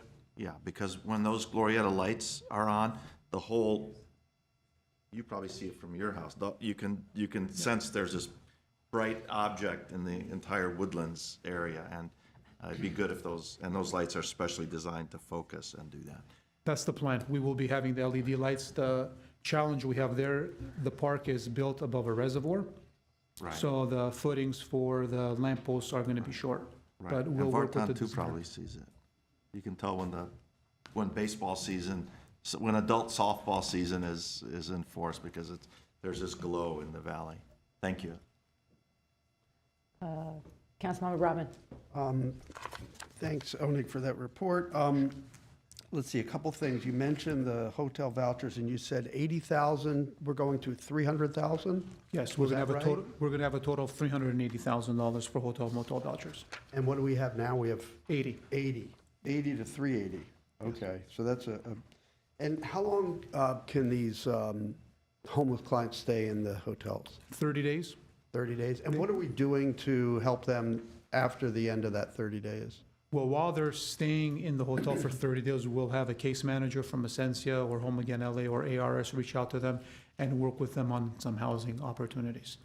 Let it be through LA County or Essentia or Home Again LA. It all depends on the services that are needed. So we'll have a case manager reach out to them and work with them directly. Okay, is that going to be robust enough to get, I mean, the goal is you don't want you want these people exiting into some form of transitional housing. That's the goal. So you think that's That's you've the got goal. you've got the resources to We're going to make have, that happen? we're going to heavily rely on our nonprofit organizations. We, as a city, we don't have the resources. I have 3 FTEs that administer the grants, but we'll rely heavily on Essentia, Home Again LA, Armenian Relief Society, Catholic Charities, and so on. And then if we need to reach out to other homeless service agencies, such as Hope of the Valley or Path Achieve, then we will reach out to them. Okay. Yeah, keep us updated on that, on Sure thing. kind of what are the trends for people exiting those, Sure. that temporary housing. The other thing is landscape electrification. So I know that in this current fiscal year, we've made, huge progress. We're now the largest single municipal green zone in the country. As far as next year's budget goes, is there anything that you need to expand that beyond the handheld equipment? I know you've mentioned some sit-down mowers and other things that you're going to be looking at. We're currently looking at the sit-down mowers. Right now, there isn't anything out there that'll meet our needs, but we do have savings from the funds that were allocated for the electric project. So we will use those funds to purchase additional batteries, additional equipment, and if we were to see a lawnmower that will meet our needs, then we'll go ahead and purchase it. Okay, but you've got we the have- budget that you need to, and to maintain the existing equipment, because, batteries get replaced and all the rest of it. As of now, we have more than enough. Yeah, okay. And then, I don't see anything on Rock Haven in here. Is there, Mr. Councilmember Brotman, that will be part of community development's that'll be community presentation. development? Okay. Last question then is, I know in past years through Measure S, we've set aside money to acquire land for new parks in South Glendale. And we probably have a few $1 million in there, not much, given what it costs to buy land. Are we going to be continuing to set aside funds so that someday we might be able to acquire land, or is that kind of a pipe dream? That's our goal. We currently have 4 million, 2 million in Measure S, and I believe 2 million in DIF. And we have a pretty healthy DIF fund balance. We're actively looking. I'm working with Mr. Bradley's folks, Mr. Calvert's folks on a number of locations that we will be bringing to council within the next month and a half. And Councilmember Brotman, if and when an opportunity arises that we'll see a a good deal that we can, especially in South Glendale, of course, we can always bring that to council for consideration, and we can pull funds from various sources and funds if necessary. But like Mr. Bulanikian mentioned, we're actively searching and getting appraisals for a couple or 3 properties in South Glendale. Okay, because 4 million doesn't take us that far. No. Okay, thanks. Right. Councilor Garpetian. Thank you, Madam Mayor. We had a couple of programs. One was, if I'm not mistaken, Glendale One, that we had after-school tournaments for children. Do we still have it? One Glendale, was that One Glendale. One Glendale? Councilmember Garpetian, yes, one Glendale is still active. Okay. We started with 4 elementary schools in South Right. Glendale. Now we're at 8 elementary schools. We operate 38 weeks out of the year.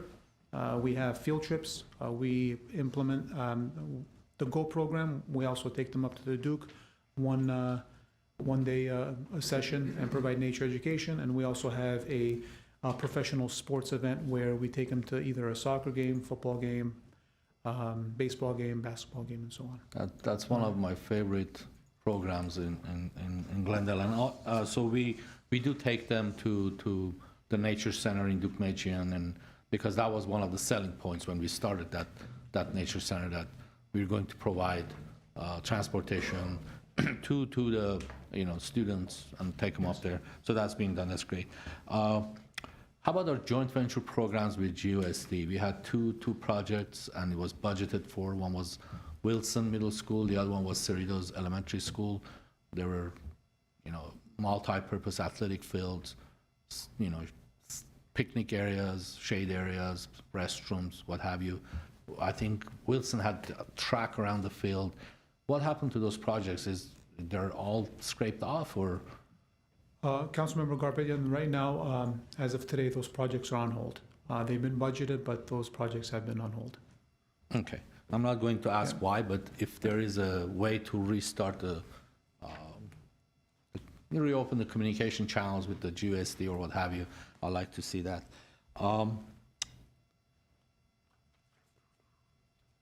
As far as the vouchers for,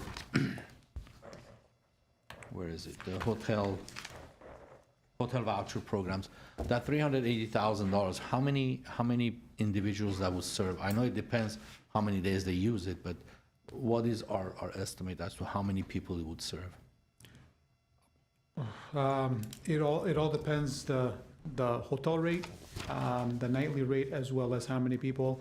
I would probably say ballpark figure 75 to 120, but I would need to get back to you on those numbers. 75 to 120? Okay. The Doctor's House restoration and preservation project, what is the estimated cost for that? The estimated cost that was given to us back in 2017 was $500,000.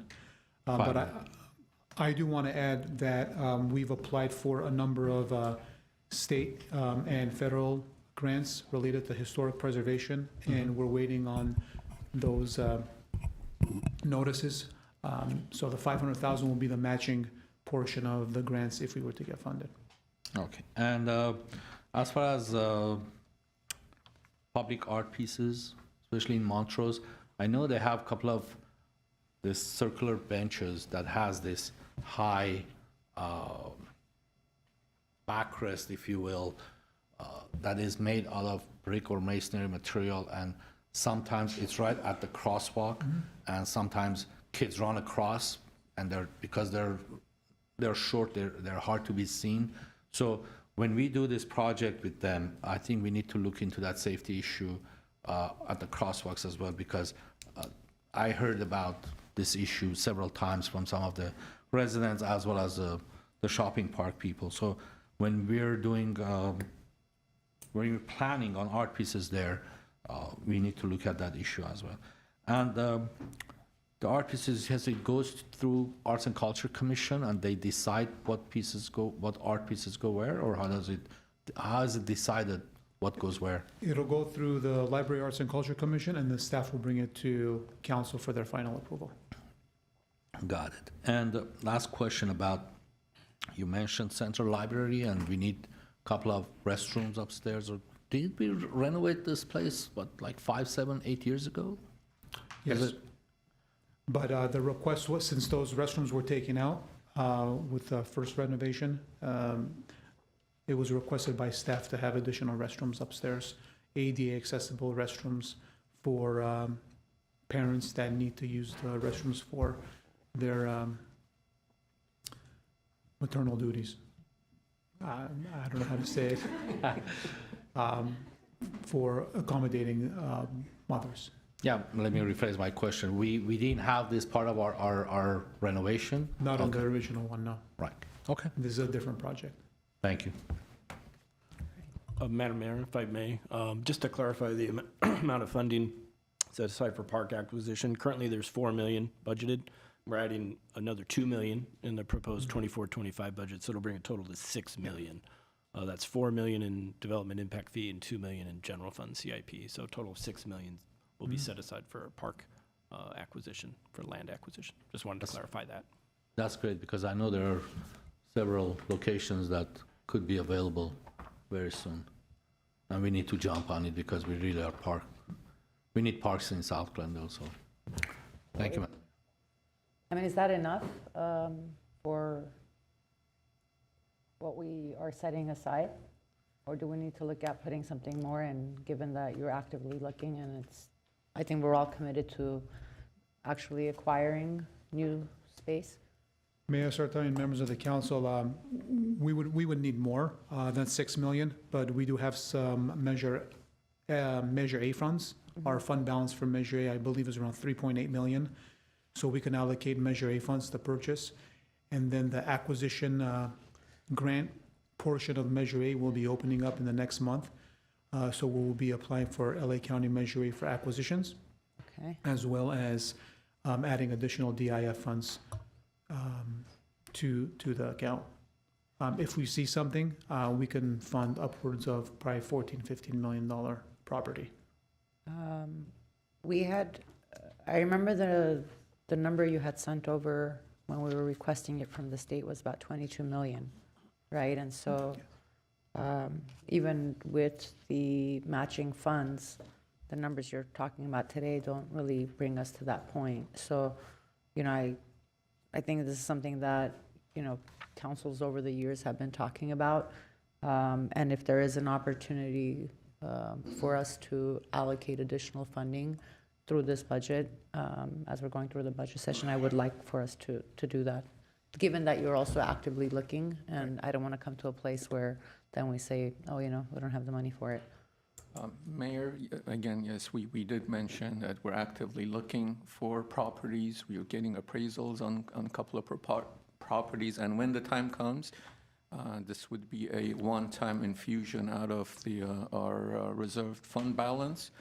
And until such time, I wouldn't recommend to set funding aside, but like Mr. Bulanikian mentioned, we have multiple sources of funding that we can pull from, hopefully sooner than later.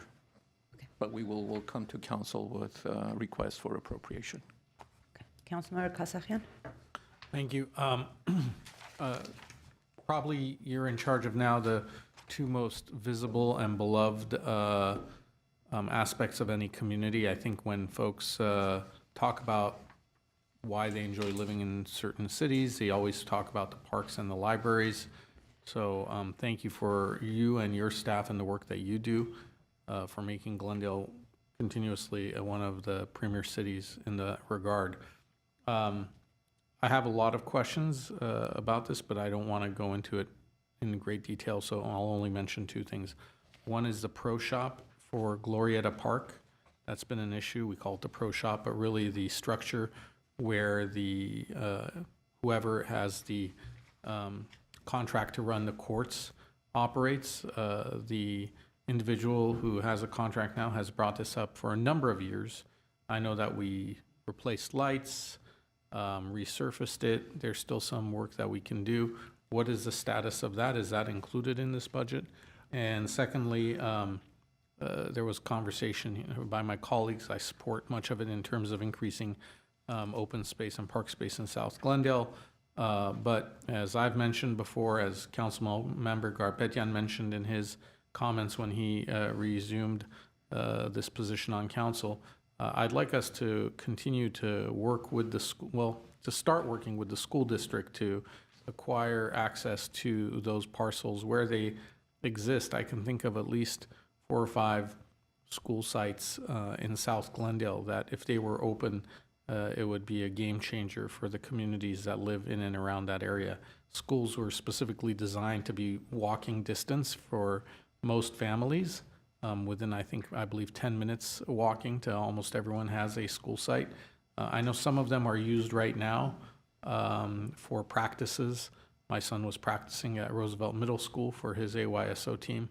But, I think we can do a lot more.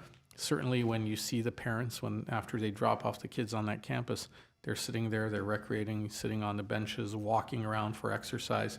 I think that there's a whole world of possibilities if we can reconfigure some of these parks for shared use and for them to be open when school is not in session. Thank you. Councilmember Kasakian, that's a great idea, and you're right, we've talked about this item, and we're in the process of, actually, the mayor and I had a meeting with GUSD team yesterday, in the process of scheduling meetings, so we go over and propose the potential sites and see if we can come to an agreement. And you and I went out to actually a Burbank site, so it's not like this model doesn't exist.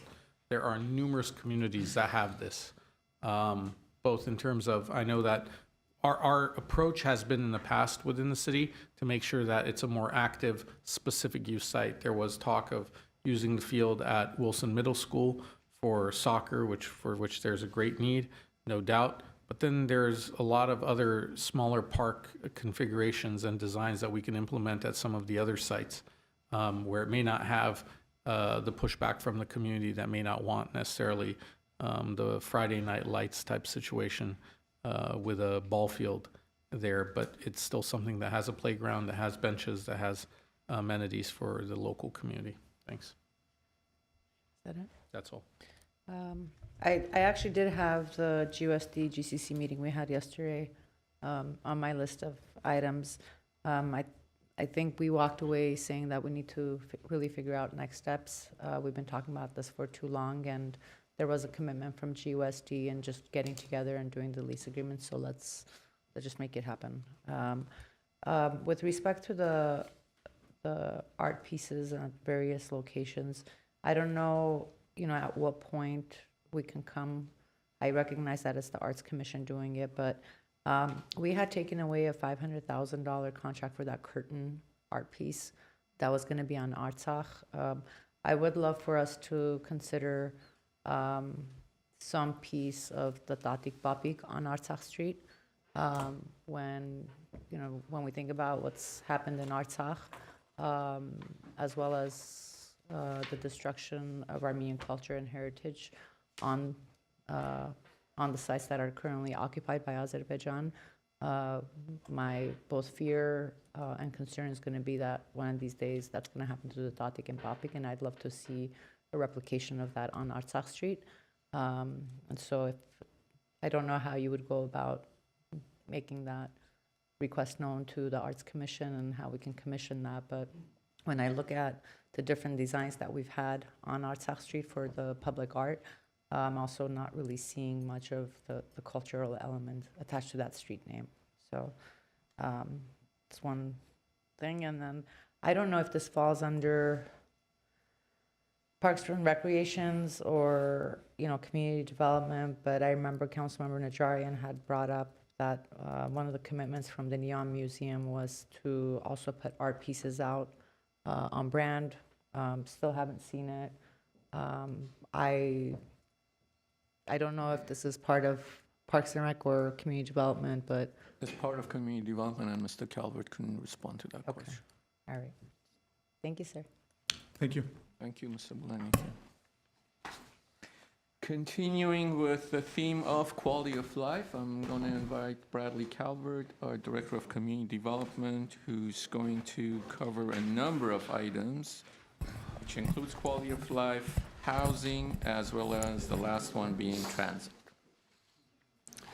Good afternoon, Mayor and council members. I'll jump right into the presentation for the sake of efficiency. We've had a lot of major work in the past year, a lot of successes. We've been very active, very busy, and you'll see in this presentation that a lot of the things that we've been working on for the past year have carried over into this year. As you are aware, much of what we do are multi-year projects. The first on that list is the Verdugo Wash Design Refinement Environmental Review. That is a state grant that we're working with and going into the next stages of environmental review, trying to be more context specific in terms of the designs, working out things like potential operations and maintenance, art plans, things of that nature. Over the coming year, we will also be advancing our BRC, Business Registration Certificate Program, throughout the city. We only have a handful of thousand right now, but that is ultimately a requirement within the city to have a BRC, so we're going to start our campaign. In fact, you'll see mailers going out here in the next week or so as we start the target around the city and eventually get everyone within compliance of that. Entitlement and code improvements, the council is very familiar with that and very aware. In fact, tonight for adoption is some changes to that, but we will continue advancing that work. Council approved our work plan earlier this year on how to move forward with that. In fact, we'll be utilizing additional funds this coming year for more third-party services to take some of that workload off of our staff's plate, particularly planning in this case. We'll be working on the ground leases of city property. You saw a council item just a few weeks ago, and we'll be back in about 45 days or so with more information on that. Great opportunity for us to generate revenue as a city, meet some of our affordable housing needs as well, and to activate some of those spaces. Rockhaven, as questioned earlier, we are continuing to work on that. You'll see some public engagement start to roll out here in the next couple of months as we figure out exactly what that museum component will look like, the rehabilitation and renovation of the site itself. That is part of a grant that we also received from the state. Our Economic Development Small Business Summit, that has turned into an annual event now. We just recently finished that up. We had about double the number of registrants that we had from the year before, so we continue to see that grow. We'll be looking for new opportunities for sponsorship, for partnerships with surrounding cities as well, so that's not only just a Glendale thing. Our rental rights program continues to advance. You should have seen in your weekly last week regarding the education that's going out about that, making sure that all our residents are informed. And then our Alex Theater capital improvements, and that is a continuation of that new agreement we have with the current operator and the work that goes into improving that theater. Mr. Calvert, let's pause there and see if there are any questions on quality of life items. On slide 14. I do have a question. Go ahead. So,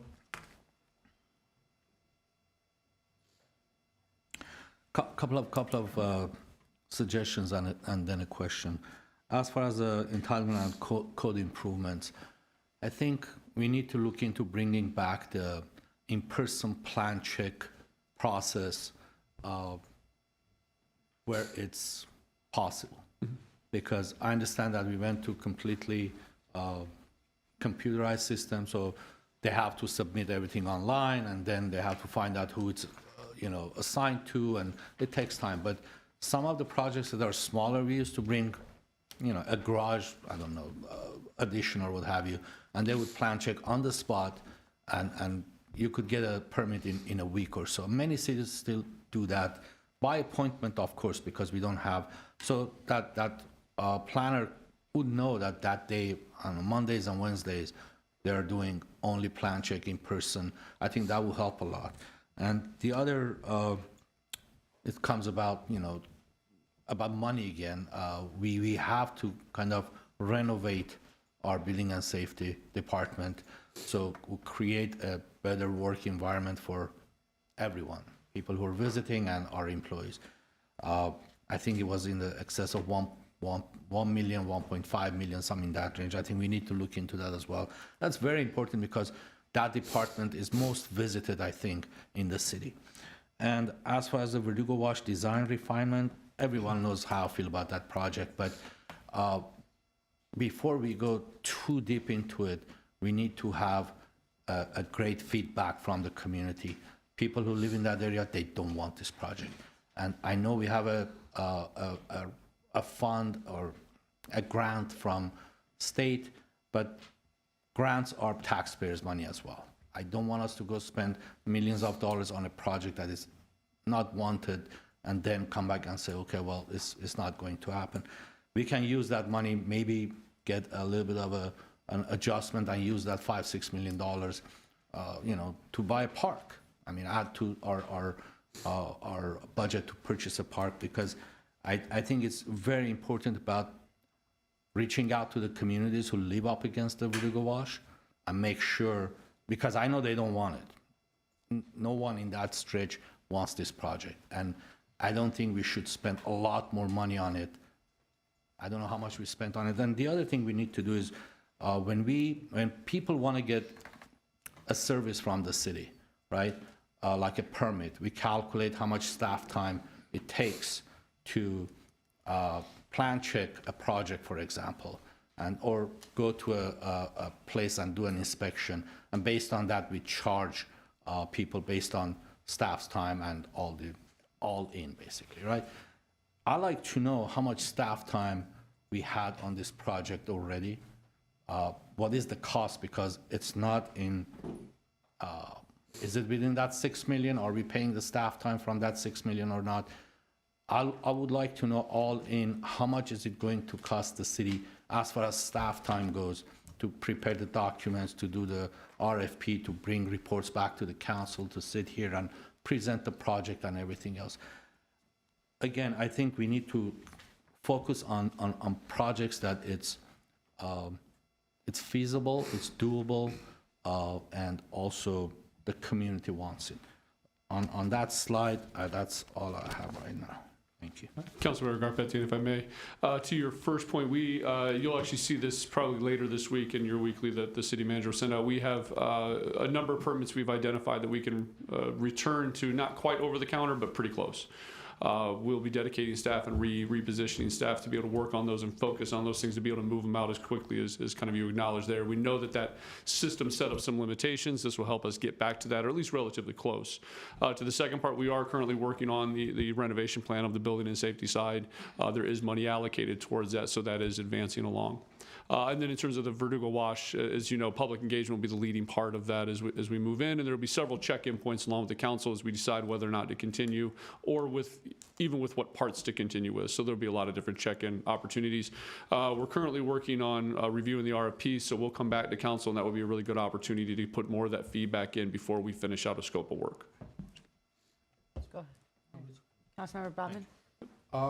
Okay, let's see. Well, first of all, on the Verdugo Wash, obviously, I don't agree with my colleague here. I think there are a lot of people that are very much supportive of the project, both living along the wash as well as in the broader community. They're just not as loud and noisy as the people that are against it. And it's not just about the people living along it, it's about the whole city.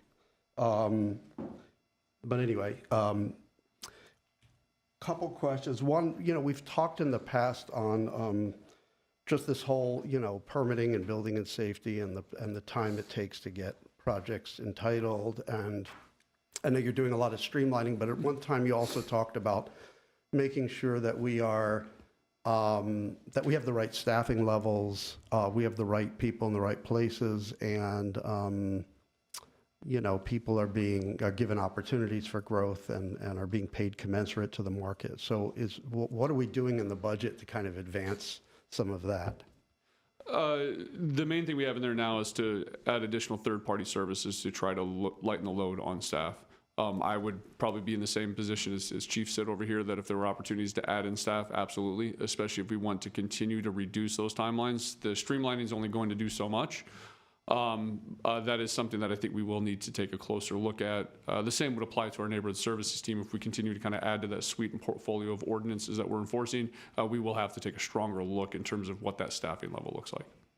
Yeah, that was the next thing I had, was code enforcement. And we do have a lot of, things that we're bringing out, and whether it's the leaf blowers or it's the plastics or it's many, many other things that we have, and how we enforce those is going to be really critical. None of us want, to approve programs that are just on paper, right? So, but it sounds like we don't have anything concrete in the budget to make that happen. How, you know, how's that consistent with our plans? I think, you know, the idea was to try to keep our staffing count where it was. We do see opportunities for efficiency and improvement.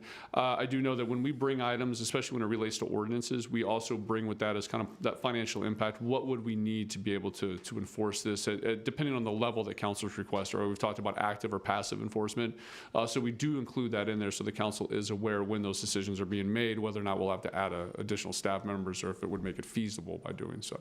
Councilmember Brotman, we have done, to Mr. Calvert's point, in the past, we have brought forward the implication, staffing implication of adding new ordinances and the need for enhanced enforcement, and council has approved those times adding staff members to be able to meet those goals. So do we have what we need, for instance, with the leaf blowers, which I think in September are going to go into, you know, active enforcement? Well, not active enforcement in that sense of the term where we go out proactively, but it's going to be, we're going to start enforcement. I think it's September, and we also have the polystyrene. So do we have the people that we're going to actually be able to, you know, address these two areas? From a passive enforcement perspective, yes, we should be fine. And I believe that we outlined that whenever we had talked with council before those ordinances. If we're going to move into an active enforcement phase, we would need additional staff, absolutely. If we're planning on adding additional ordinances in the next coming year that are not ones that you just listed, yes, we would need more staffing. I would say that across the board, our divisions either are right at capacity or even slightly over at this point. So if we're going to start adding things into the work plan that are going to exceed what's already been kind of outlined, we would definitely need more resources. But by active enforcement, you mean where you're actually going out proactively and knocking on doors? Looking for these instances, yes. Otherwise, we are, it's a complaint-based system. Right, complaint-based. But the education piece of it, does that fall under your purview? That is largely coming from the sustainability division or department. Okay. I know that they've also worked with our economic development division to help get that word out. In fact, they've been going around to some of the, we were just at the DGA just the other day, their meeting discussing it. Because obviously I know we all kind of are on the same page as that we want to lead with it, with that, but we need to have the hammer just in, you know, in case we get people that are just refuse to comply. Okay, and then I think the last thing I had was, on the rental rights program, I you know, we've talked about free and low-cost legal services for tenants, potentially landlords too. Is that an active project that you're evaluating, or has council not given direction to look into that? Council has given direction on that. As you recall, the last time we discussed rental rights, there was kind of a suite of items to bring back for consideration. That's still in development right now that will come back to council. We'll have the discussion around that. Right now, they're working on the education component. Once that's kind of near completion or stabilized, we'll come back to council with that list of items that we had heard during the rental rights discussion. So that's in the pipeline to Yes, come correct. back to us. Okay, I just wanted to make sure that, okay. All right, thanks.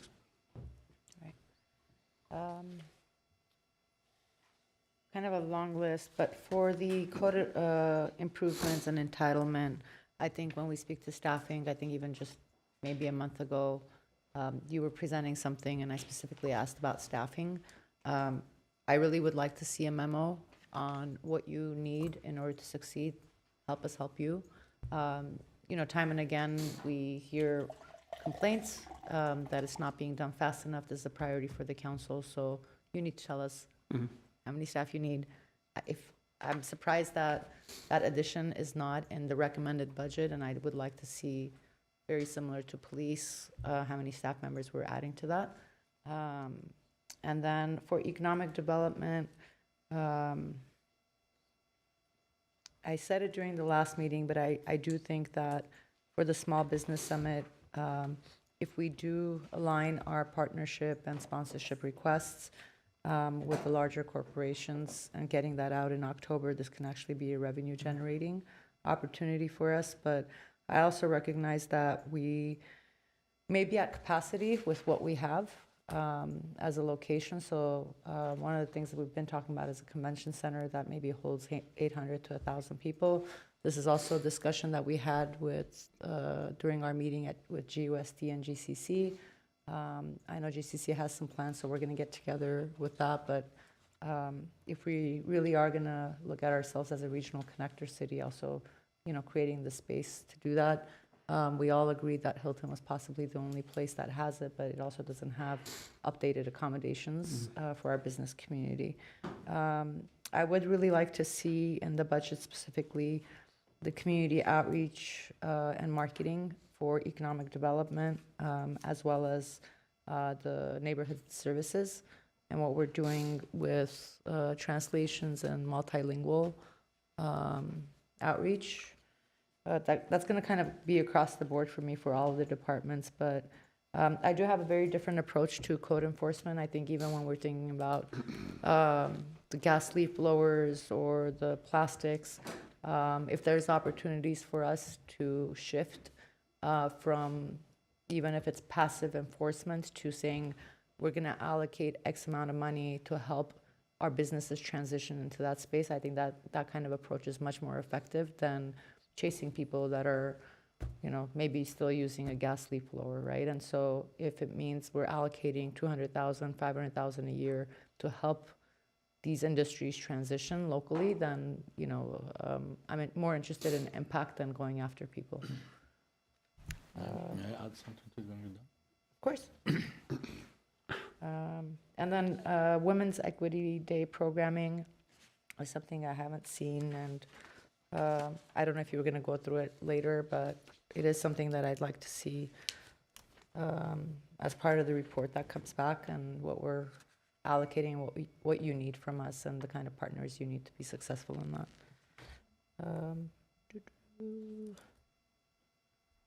That's all I got. Yeah, thank you.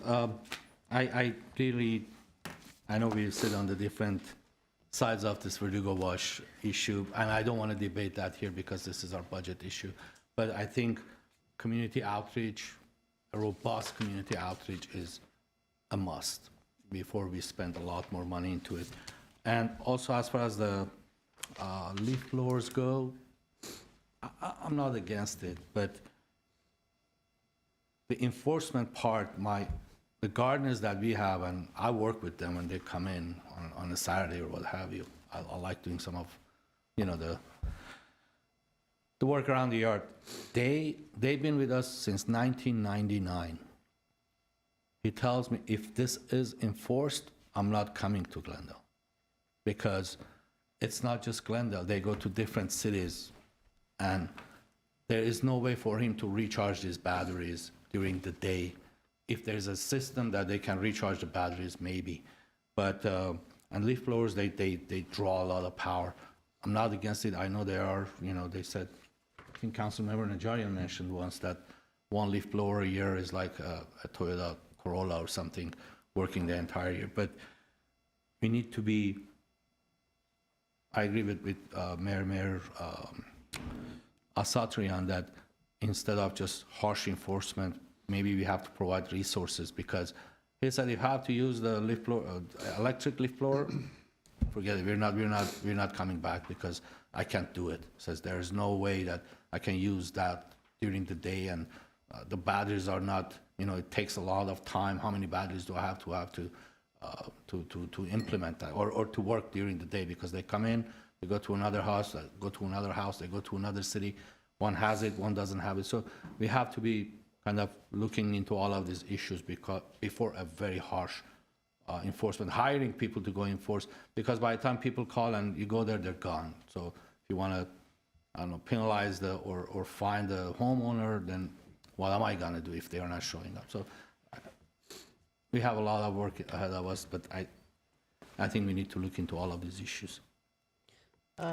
Before you go on, the one question, there's a line item that says, it's account number 2120, Begin Homeownership Fund. There was no allocation of that last year, and there's nothing for future. What is that program? What was that fund? That has been something that has been discussed. I believe that something along the lines might have existed prior to my tenure, but I know that's something that's been discussed to encourage home ownership. We leave that in there if that continues to be a discussion here with the city council, and if that's something that the council would wish to allocate funds to. So But we could would need to develop a program on that, by the way. We don't have a current program in place for that. Could we get information on what it used to be and, Yes, definitely can, Mayor. We can use that on the follow-up items. okay, thanks. One last question. Please.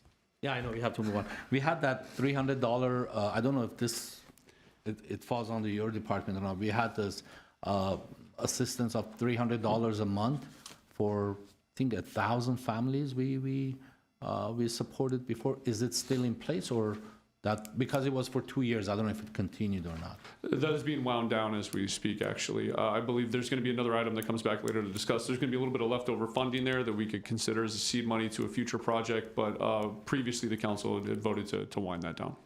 Wind it down. Okay, thank you.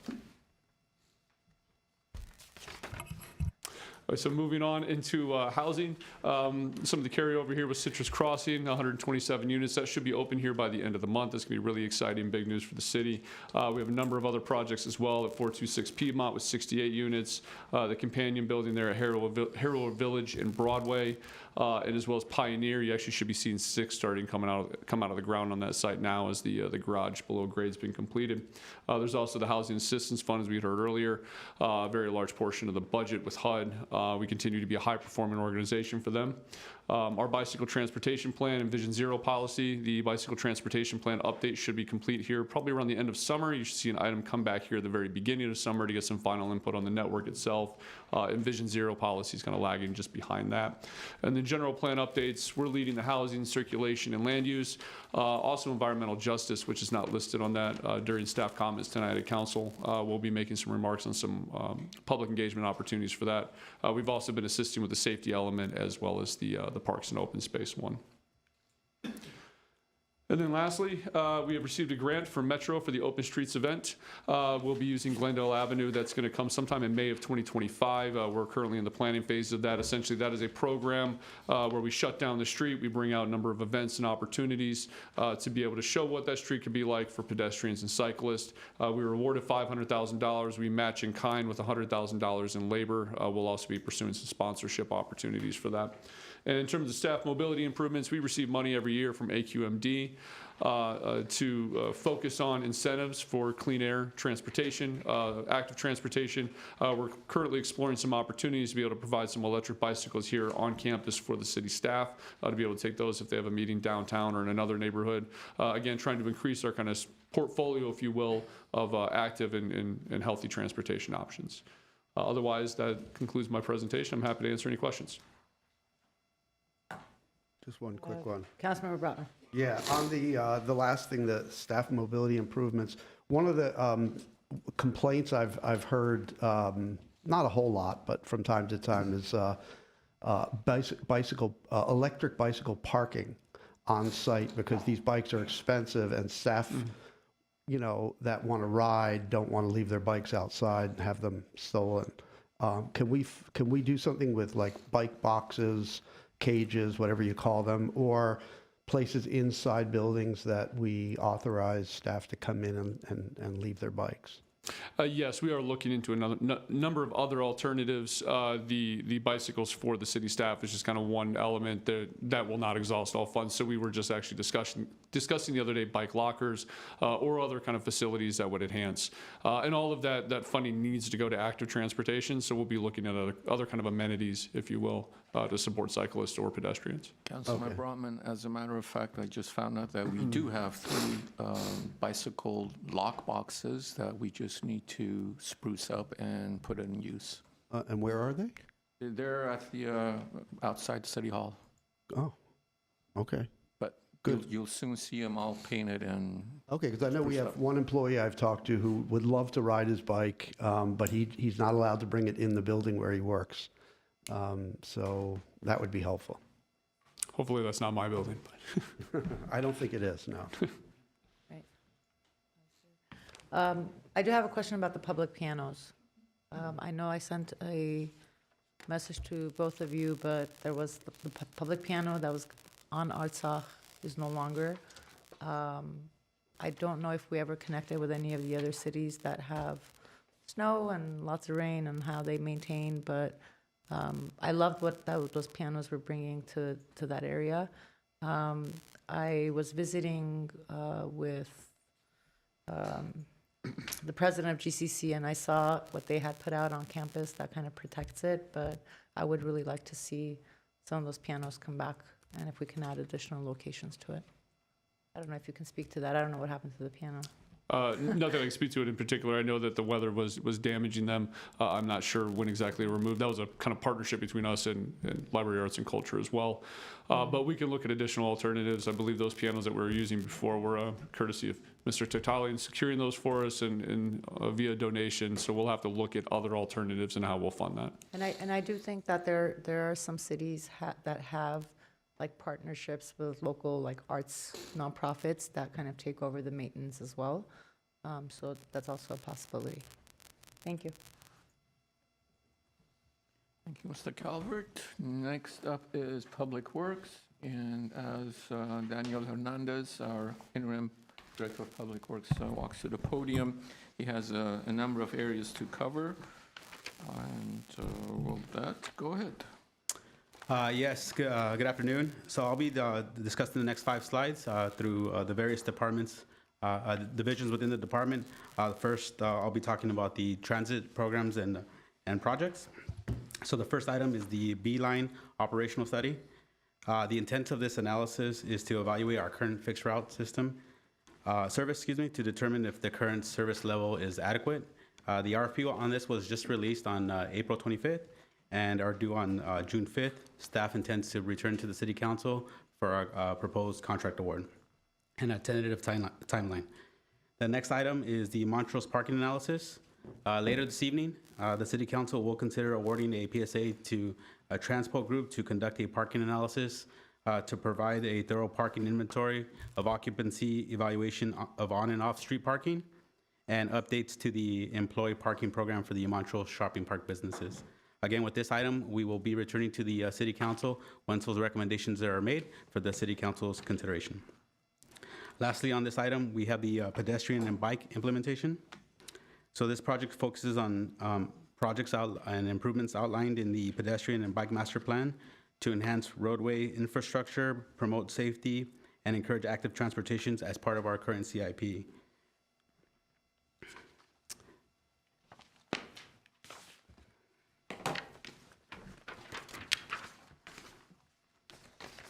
The next item is our infrastructure, and on this slide specifically, these are all carryover projects that will that are currently in construction, but in next fiscal year will be completed and the project will be closed out. So the first project on the list is the distributed drywall projects. So this project was awarded in the fall of 2023. This project installs 14 drywalls and 5 bioretention swales in the Palaconia neighborhood to manage stormwater runoff, prevent flooding, and to protect natural ecosystems. The next project on the list is the Palmer Avenue and Green Street Rehabilitation Project. So this project was awarded earlier this year. This project aims to enhance multimodal transportation, improve pedestrian safety, and promote environmentally friendly, sustainable solutions by repaving streets, installing creative crosswalks, realigning and upgrading the intersection, including a new flashing stop sign and crosswalk. The next project is the North Brand Demonstration Project. This probably requires no introduction. This is probably the most talked about project currently in the city right now. But for those that are not aware of the project, this project consists of parking realignment, painted intersection bump outs, protected bike lanes, and high visibility and creative crosswalks. So this demonstration project is intended to be in place for up to a year. During that process, we will continue our community engagement in addition to analyzing the traffic count and the volumes. So, this being one of the one of these projects of the first kind of city that is undertaken in terms of an actual demonstration project, this is obviously a learning opportunity. We have received over 100 emails since the inception of the construction. which we're tracking and we intend to follow up with. We are releasing a survey to get some initial feedback as part of the construction process, because a lot of the concerns that we're hearing, or some of the concerns, not a lot of the concerns, but some of the concerns are related to some of the construction activities. So our intent is to capture some of the angst or some of the questions or concerns relative to the current construction. And then as the project progresses and things are implemented, we'll then again seek some additional feedback from those in and around the area. So we are going to go door to door to the businesses to encourage the survey. And then we also are going to head out to the northern part of the street to target the homes and the residents in that area.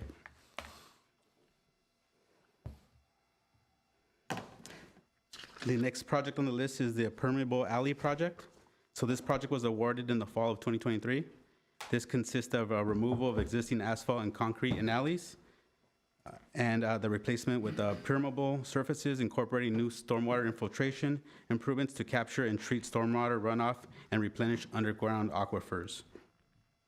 So this project is close to completion, but it will be closed out in the next fiscal year. The next project is the Wilson and Colorado Street Multimodal Improvement Projects.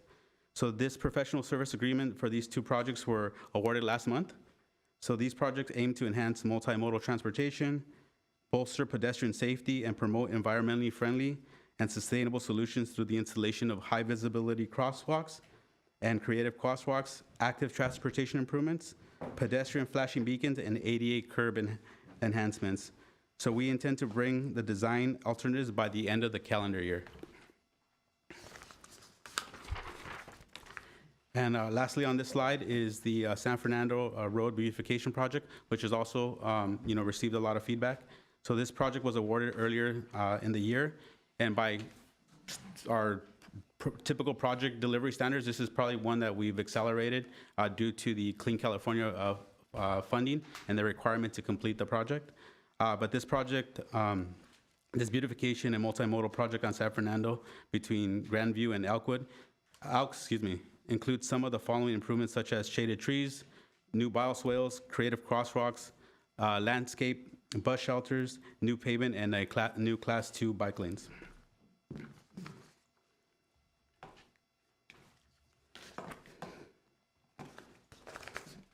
So continuing with the infrastructure, so these are actually projects that are programmed for next fiscal year. So the first one is the pavement condition improvement project. So this funding is aimed to improve and maintain the city's pavement condition index for motorists, bicyclists, and pedestrian alike, and to enhance roadway safety. So funding is allocated, this pool of money is allocated to applicable CIP projects. The next item is the canopy improvements and indigenous tree and park tree maintenance. So as the council is aware, we do have the goal of a 25% canopy coverage. Additionally, with the updated ordinances and protections that were approved earlier this year, this allows for us to administer those programs and those changes. Next, which was earlier alluded to, which was the speed camera installation. So we're actually heading this project as it relates to the policy. So we just awarded a professional services agreement to a contractor to draft the policy and to help identify the locations. So the tentative timeline on that is 6 months for that but we plan to check in with the city council about midway through that. So in 3 or so months, we intend to come back to the city council with the current progress update. But at the end of the 6 months, we intend to provide a lot more information as it relates to the policy, which we intend to incorporate any type of feedback that will be received during that process, and identify the locations.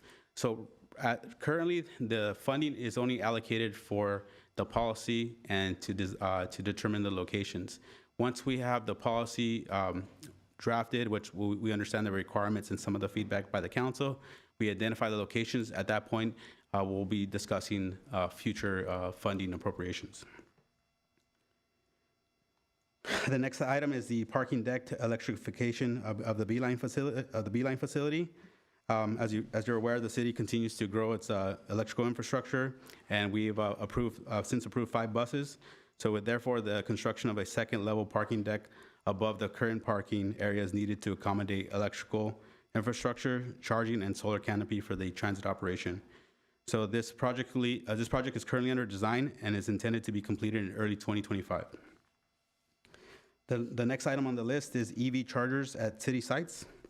So this funding is allocated for installation of EV chargers at GWP, the Public Works Corporate Yard, Police Department, and the Civic Center as recommended by the electrification plan. So these chargers will solely be used for light-duty vehicles. We understand that the GWP's overall infrastructure needs to be upgraded for our future electrification needs, but what's being requested here is just to identify what that can be handled with our current capacity.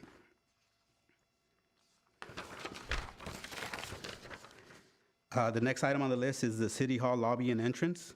So this project intends to renovate the City Hall lobby. The renovation includes lighting, HVAC, the men's restroom, the plaza entrance, and the audio-visual system and paint. The next item is the Casa Verdugo library renovations and roofing replacement. So this project will upgrade electrical panels and wiring,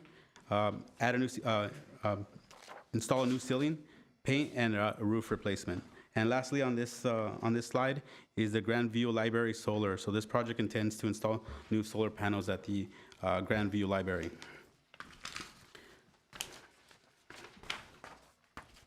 So 2 more slides, so thank you for bearing with me.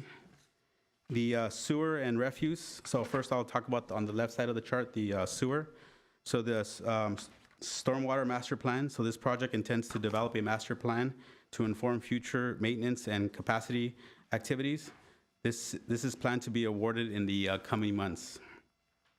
The next one is the CCTV inspection program, so the citywide.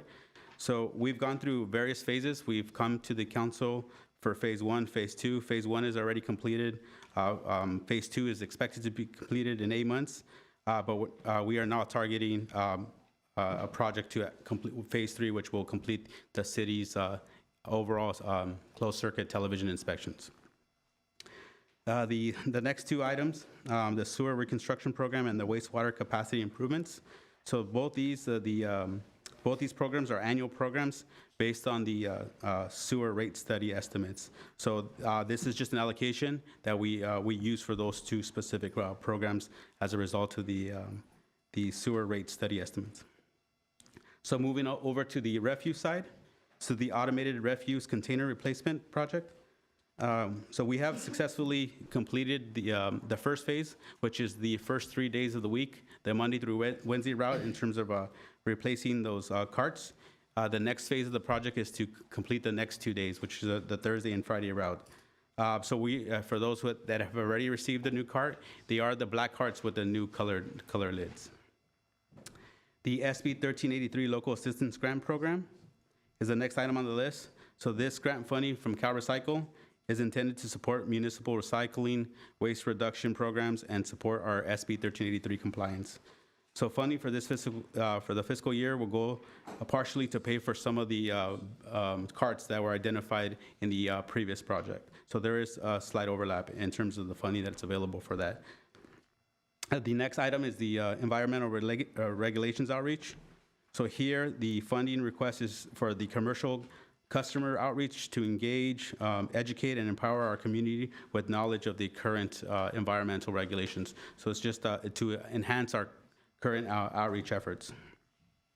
And actually, I have 2 more on this list. The next one is the annual recovery and diversion of organics, green waste, and bulky items and recyclables. So the contract for our current vendor expires in January of 2025. So staff intends to competitively bid and enter into a new contract before the expiration date. So that is actively going on, but we recognize that during the fiscal year, the contract will expire. So that's just the funding that's allocated for what we project the new contract to be. And lastly, on this slide is the franchise hauler performance review. So the agreement allows for performance reviews on the 3rd and 8th year of the agreement with 50% of the cost recovery by the haulers. So the intent is to review billing accuracy, operating procedures, and customer service, and many other areas that are outlined in our current agreements. So we will be coming back before the city council once we are ready to kick that off. And the last slide is our fleet and building fund.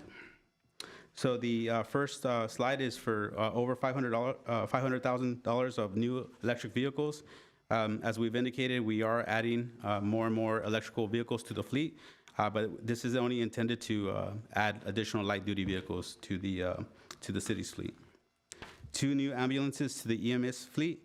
I know it's a little misleading. So what we're doing is we're replacing the chassis on 2 ambulances. So the chassis are from 2014 and 2015, but we're keeping the box frame. So we're just, in essence, providing a what could be considered 2 new ambulances so that they can be integrated into the fire service operation.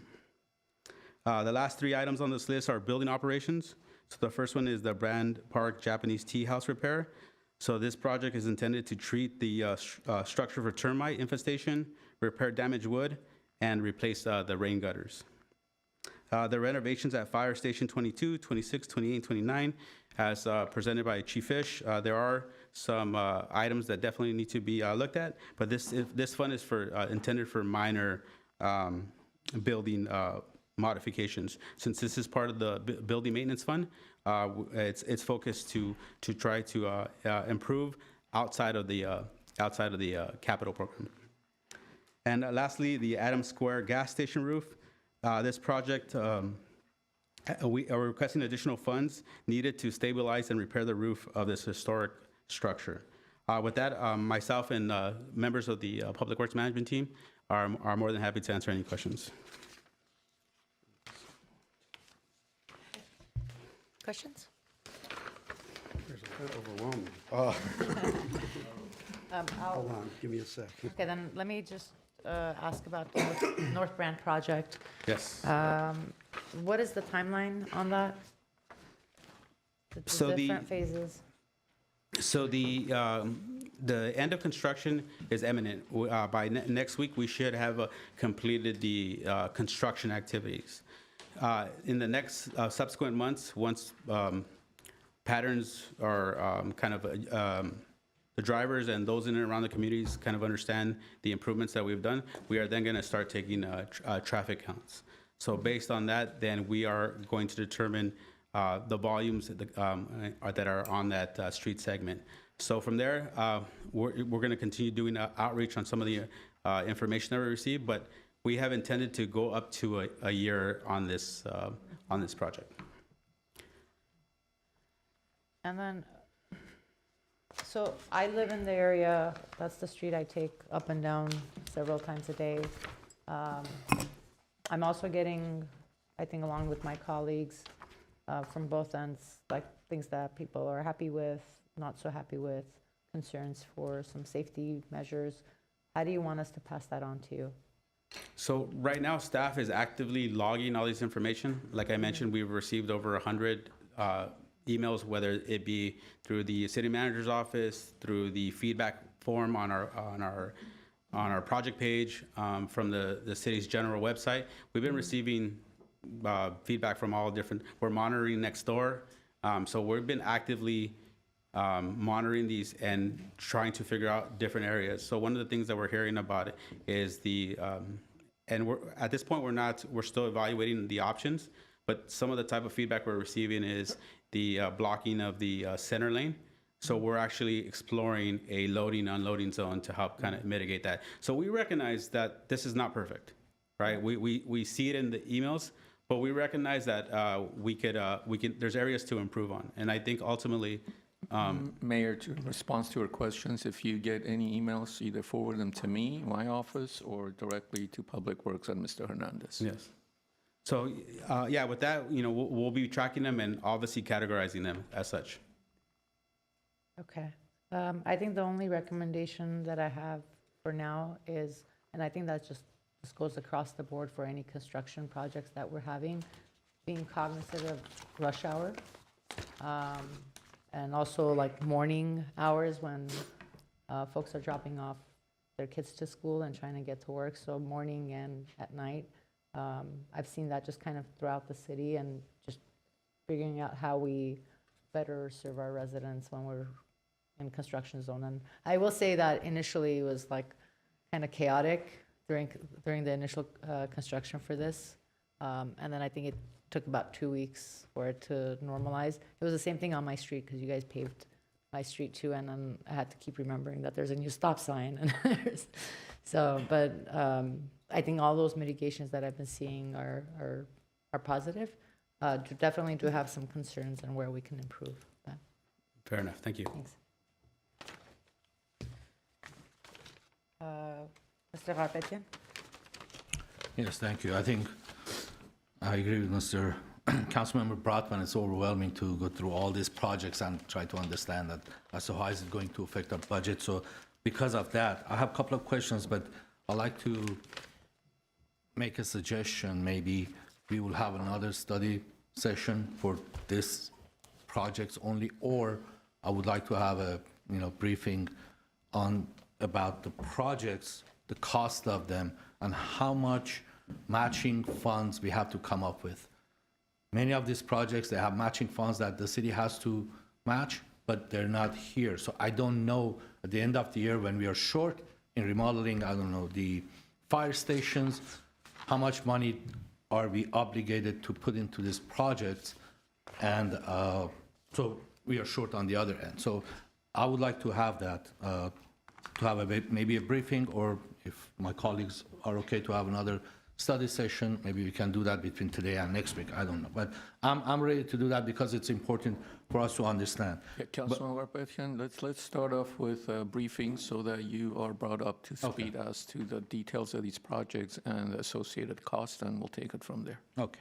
So as far as the North Brand demonstration project, all I heard was negative comments. Every day I get comments, I get emails, and I forward it to the city manager because I don't have the answers for them, to be honest with you.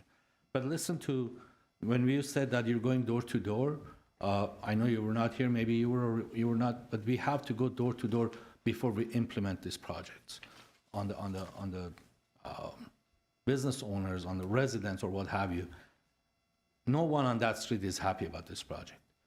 Listen to your fire department because they spelled it out as to what issues they have on this project. But again, this is a budget study. I'm just want to relay the message that it is very concerning.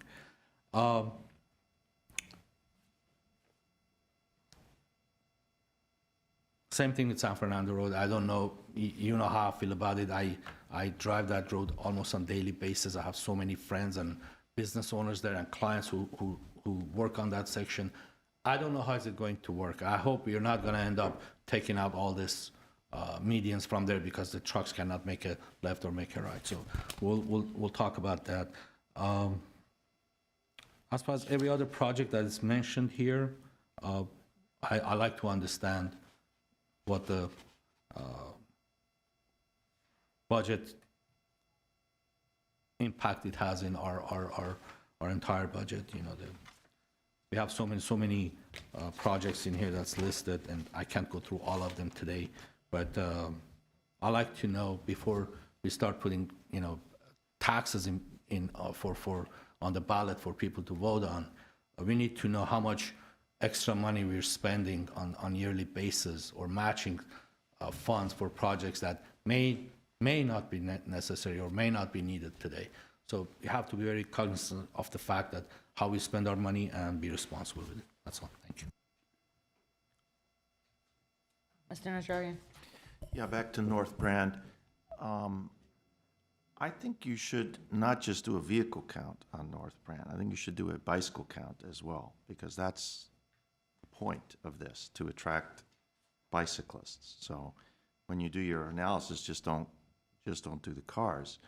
There's also, I'm getting complaints of vehicles that are overflowing, that are diverting from Brand to other north-south streets, which somehow I think we should take into account when we do that.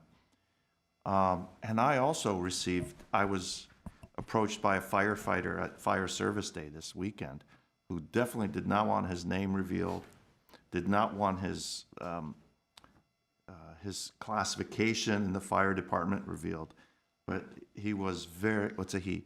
He was very concerned that there is an impeding of his units from that fire station onto Brand, which he feels is slowing down response time.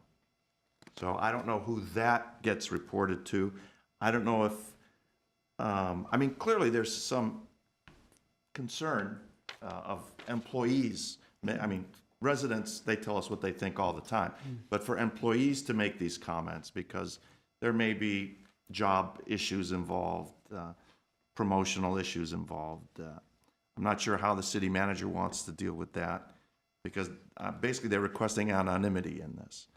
So I don't know if we have a hotline for employees that want to make a report. You know. Councilmember Najarian, we have heard those complaints, and we've been briefed through the fire chief. He's aware of it, and we are aware of it, and that's part of the feedback that we are going to take into account when we bring the report back to council. Yeah, the problem is we never heard those concerns when we voted for this. And I think that was a mistake, that we should have had a broader view of what was going on. And also, just to be, just for the record, this funding came from SCAG, correct? It was a $500,000 grant. For the design, Councilmember Najarian. For the design. Okay, so what was the total cost of it? I believe the construction cost was another 750.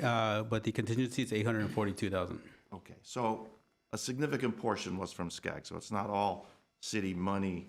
And I think that was maybe the impetus to go forward with this, is that we saw there was some SCAG funding to look into that. And that's all I want to say at this point. Okay, I think I'm next. Go ahead. Well, I'll start off with North Brand too. I won't have much to say, but I have a question. If there are things that need to be tweaked, do we have to wait to the end of the 6 months or a year to make those changes? And before you answer, I'll tell you specifically, because I've been observing the area, and I've already spoken to Mr. Galanian about it, but I do see a problem with the queuing southbound at Glen Oaks. I know we allow very little space for the cars to go back into a 2-lane configuration, so their cars backing up, and they're not always, as the cars go through, I think it's Dryden, they're not always making it through the Glen Oaks intersection in the same phase, the same signal phase. And, you know, so maybe there are things we do with the timing of the signal. Maybe there are things we're doing where we extend the, that queuing capacity. But that's something that I think would be good to address sooner rather than later if we see that there's some obvious fixes that we can do, especially signaling, which doesn't involve, you know, restriping anything. But can we do that stuff? Or do we have to wait to the end of 6 months or a year? So just to simply answer the question, we're not going to wait. So where we can make those changes that we feel enhance the project within the scope of what we're capable of doing and within the budget, of course, we will look at that. Okay, because I would encourage us, I know it's an active construction site now, so it's not really good to judge anything, I think, at this point, but maybe in the next month or 2 months, we should really look at that, because I think that's going to be a problem right in there. Understood. Well, and that's, we'll take note of that, and we'll discuss it with the project team. Yeah. And then I just wanted to ask the road condition index work, how much money are we setting aside for that? So proposed in... Or payment condition improvement, yeah, that's what I meant. So payment condition improvement, yes. So proposed in the next year's budget is $2.5 million. Okay, because I know we did that study, and we know that there's a certain amount we need to spend every year to maintain that number, whatever it was, 70-something, whatever the number was that we were targeting. Yes, the PCI. So is that about it? Is that like every year we're going to be spending like something along those lines? So in terms of the future spending, we do have our city engineer who can probably best speak to that. But obviously, this is based on the plan that's already been approved by our pavement management plan. So this is the funding that we've requested in order to keep up with that. But I could to keep that number kind of keep our pavement condition pretty much steady state, right? That's the intent of typical pavement management plans. But like I said, I'm more than happy if our city engineer is available, so he could speak to some of the historical and then what we plan going forward. Okay, I don't want to take a ton of time, but I just wanted to check that we were setting aside that money. Good afternoon, Mayor Sachin, members of the City Council. Councilmember Brotman, the $2.5 million is the allotment that we got from the general fund. But on a yearly basis, we have to spend upwards of $6 to $8 million Okay, just that to sounds- maintain our PCI. Right, right. So how are we doing that? How are we making sure we're maintaining our PCI? We have other funds that we're spending monies from, primarily the gas tax fund. Okay. We also have other grant funds that contribute towards our PCI, as well as Measure M, Measure R, funds such as that. Okay, so we're in a position as far as this budget goes and these other sources of funds where we are on track we have the resources we need to maintain that PCI. Yes, we do. Okay, thank you. And then kind of related to PCI with the sewers, do we have, well, it's not roads, it's sewers, but is there a similar kind of measure? You know, you measure the quality of the sewer system and you target a certain, repair. I'm asking it because I'm wondering, what is it that we should be spending each year to make sure we're not going backwards? That we're maintaining whatever state of affairs that we think is acceptable. And maybe where we are today isn't what's acceptable. Maybe we have some catch up to do. But how do we understand, what are the dollar implications to being where we want to be and then staying there? So similar to our pavement management plan, we do a sewer master plan, right? So that, as mentioned when we did the CCTV inspections, so there you get a condition of what's being inspected.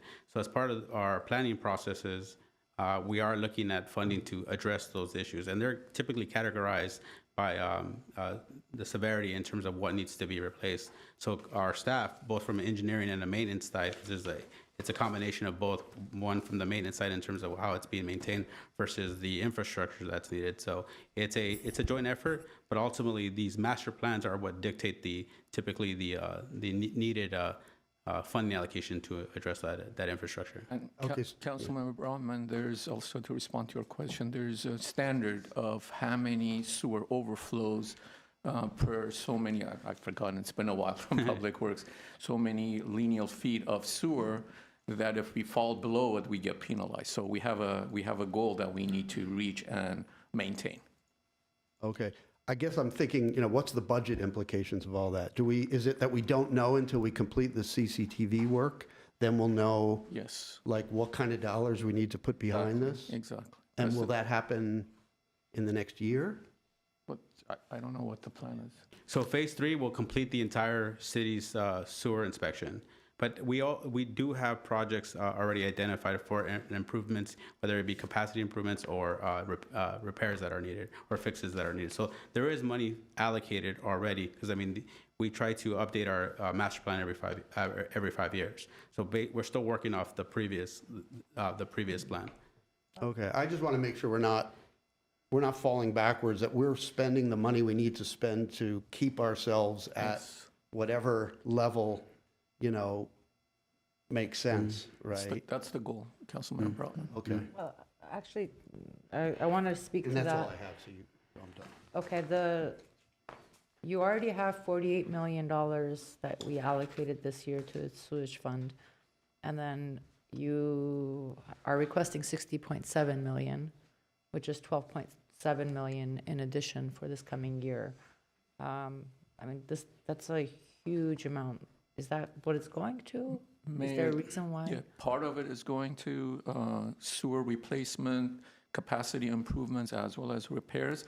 But remember, we also have the LAGWARP, Los Angeles Glendale Water Reclamation Plant that we are a partner in, and the vast majority of this funding goes towards that. There's a huge increase.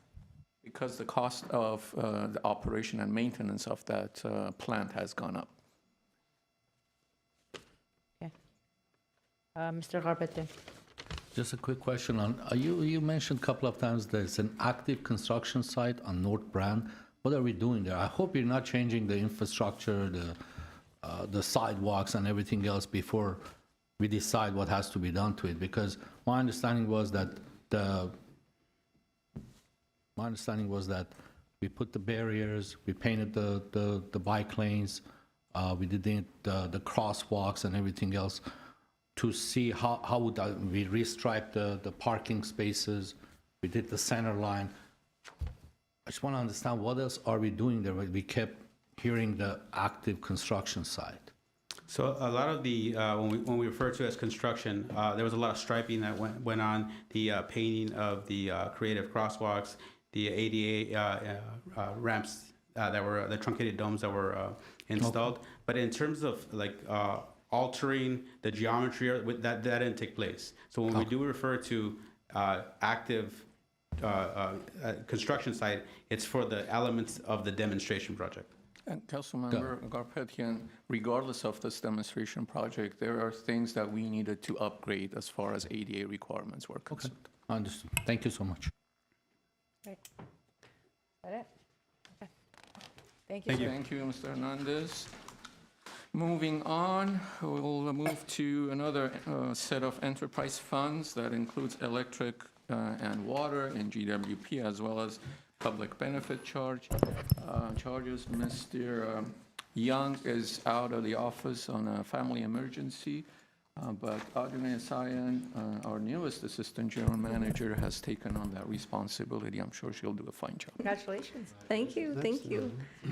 Good afternoon, Madam Mayor, members of council. Adriana Sayan, the newest AGM, as I was just introduced. I'm actually really happy to be doing this from here and not from that seat, so it's a little bit of a change for me, but nevertheless, I was always happy. So I'm just here today to talk about the GWP budget, focusing on the electric operations. So some of the budgetary highlights that we've chosen to share with you today as far as operations in the electric division include maintaining and making continuous improvements in the power delivery system. This includes the day-to-day operations, the repairs, the outage management, staffing, and all that goes into providing the electrical services work that we do. The next item that I want to highlight is ensuring reliable power supply. Currently, the majority of the power is being purchased because of the Grayson repowering plant project. So we have about $161.5 million factored into our budget for purchasing power, and this is going to be the case at least for the next 2 years until we have Grayson up and running. Maintaining environmental and safety protocols, we have about $800,000 budgeted for making sure that we are in compliance with environmental regulations and running the utility. This includes handling all the waste in a controlled manner while meeting our regulatory obligations. Looking at customer service satisfaction and conservation and utility modernization. That is core to our business, providing the customer service, the outreach for conservation and modernization is at the forefront of our business. Looking at some CIP projects that are budgeted in the capital fund for 24-25. We have about $24.3 million budgeted for electrification, distribution, and transmission projects. This is the overarching category that they're under, but some examples include the solar design build program, which is basically $6.5 million that's been allocated in installing solar panels on city-owned properties. Some of the locations include the brand landfill. Solar Optimum will be handling 5 of the sites for GWP on rooftops and on parking lots. The rooftops include GWP building and then the central library rooftop. Some of the parking lots are the sports complex, GCC Lot 34, and the utility operations center. Looking at some customer paid projects that we handle include enhancements for permitting and electrical services related to ADUs, photovoltaic, solar, EVs, electrical upgrades on new and existing homes and businesses. So this is related to somebody who's wanting to upgrade a panel because they have a new electric car, or if they have made upgrades to their house where the panel needs to be upgraded, solar PVs and such. Wrapping up with some projects that will carry over into next year. I want to talk about the Grayson demo and site improvements project. This is near completion. It's expected to be completed by August. The site has been demoed, but there is still some soil testing that needs to be completed, and so that's where it's at within the completion period. Moving on to water. The core functions that we identified are to provide safe and reliable water services. We budget about $20 million for water service planning. This is core to our business. We want to ensure a reliable water supply. 70% of our water is imported from MWD, so we have about $22 million budgeted for purchased water. Want to maintain water quality requirements. This is a non-CIP component. It includes the water sampling that we do and for water quality measures and regulations. Water Sustainability Master Plan, there's about $1.5 million budgeted in 24-25 for a water sustainability master plan, and it's planning for sustainability and diversification of water supply, and we are in the process of issuing an RFP to hire a consultant to complete this work for us. Finally, maintaining environmental and safety protocols. This is for dewatering and dechlorinating purposes. Again, it's important to us to make sure that we're meeting our protocols. And finally, again, customer service satisfaction and conservation and utility modernization for water use efficiency is something that we budget about $558,000 annually for. Looking at some capital projects that we wanted to highlight, of course there's more, but the ones that we wanted to highlight include two annual projects for tank and reservoir maintenance programs. About $1.8 million is budgeted for at least replacing 2 reservoirs a year. That's the goal. And then we have about $8.2 million budgeted for pipeline replacement programs. This is again an annual program aimed at replacing 1 to 2 miles of pipelines a year. So this is to keep things moving. Moving on to the Public Benefits Fund. So the Public Benefits Fund is a state mandated fund that requires us to put 3.6% of our electric revenues into a dedicated fund to be used for low-income programs, modernization programs, and energy savings programs, and the like. So some of these are, the budget for these programs were approved as a part of the 23-24 budget year because they're approved on a 2-year, the budget is presented on a 2-year cycle. So we're just providing this information as a refresher and also just to highlight some of the programs that are being offered and how much we've got budgeted for them in the upcoming year. So some of the low-income programs that we wanted to highlight include the Helping Hand program. This program assists eligible low-income customers who are experiencing a temporary financial emergency and having trouble paying their utility services. It's about $150 that is provided in assistance towards bill or a deposit that they may have, and it's a 1 per person in a 12-month period. There's about $20,000 set aside in the budget for this program. The Guardian program, it's a monthly discount for household members using doctor prescriptions that have a doctor-prescribed medical equipment. There's 3 levels of a discount set, depending on the kilowatt consumption. Looking at the Glendale Care Bill discount, this provides eligible low-income customers a $20.50 monthly discount or a $41 a bill discount, and the discount will increase to $47 per bill in next fiscal year, and then to $53 a bill in 25-26. Glendale Reduced Energy at Home program. This is a program that will provide low-income residents with a home energy and water survey to identify potential energy and water efficiency upgrades. The program measures will include all the recommended measures for the home energy and water savings program, plus additional measures such as appliances. There's about $750,000 that's been budgeted for this program. And moving on into the modernization programs, one program we want to highlight is the Behavioral Demand Response Program. This is new and it targets residential customers to receive electronic, IVR, and SMS communications, encouraging them to reduce energy use during peak periods of energy demand. Looking at some of the energy savings programs, we have the Home Energy and Water Upgrade Program. Helps residential customers save energy and water through a home energy audit and direct installation of energy and water saving devices. We have about $1.39 million budgeted for this program. Home Energy Reports provides usage data and personalized insights on energy use, online energy usage access monthly, and it could be accessed monthly, weekly, daily, or hourly intervals, depending on how often the customer wants to retrieve the reports. Customer Service Engagement Portal Program. This program will provide customers web access to their electric usage information from their AMI meters via green button download. And finally, early replacement and electrification of HVAC pilot program. This is a screening to determine if system qualifies for early replacement and offers rebates to install new Energy Star rated HVAC systems. It's about $200,000 budgeted for this particular program. This concludes the budgetary highlights that we were prepared to discuss, but I'm happy to answer any questions you may have, and I also have the GWP team here to assist with any of your questions. Councilmember Brotman. Thank you. That's a lot, and I have tons of things I could ask questions about, but I'm going to stick with 3. Okay.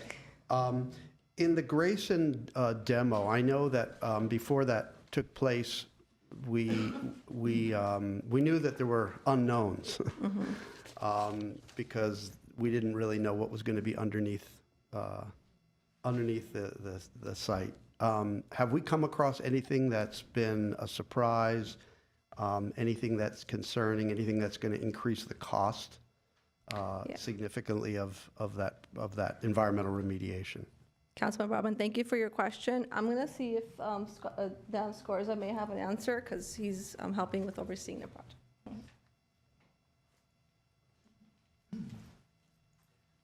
Councilmember Brotman, Mayor Sargent, council members.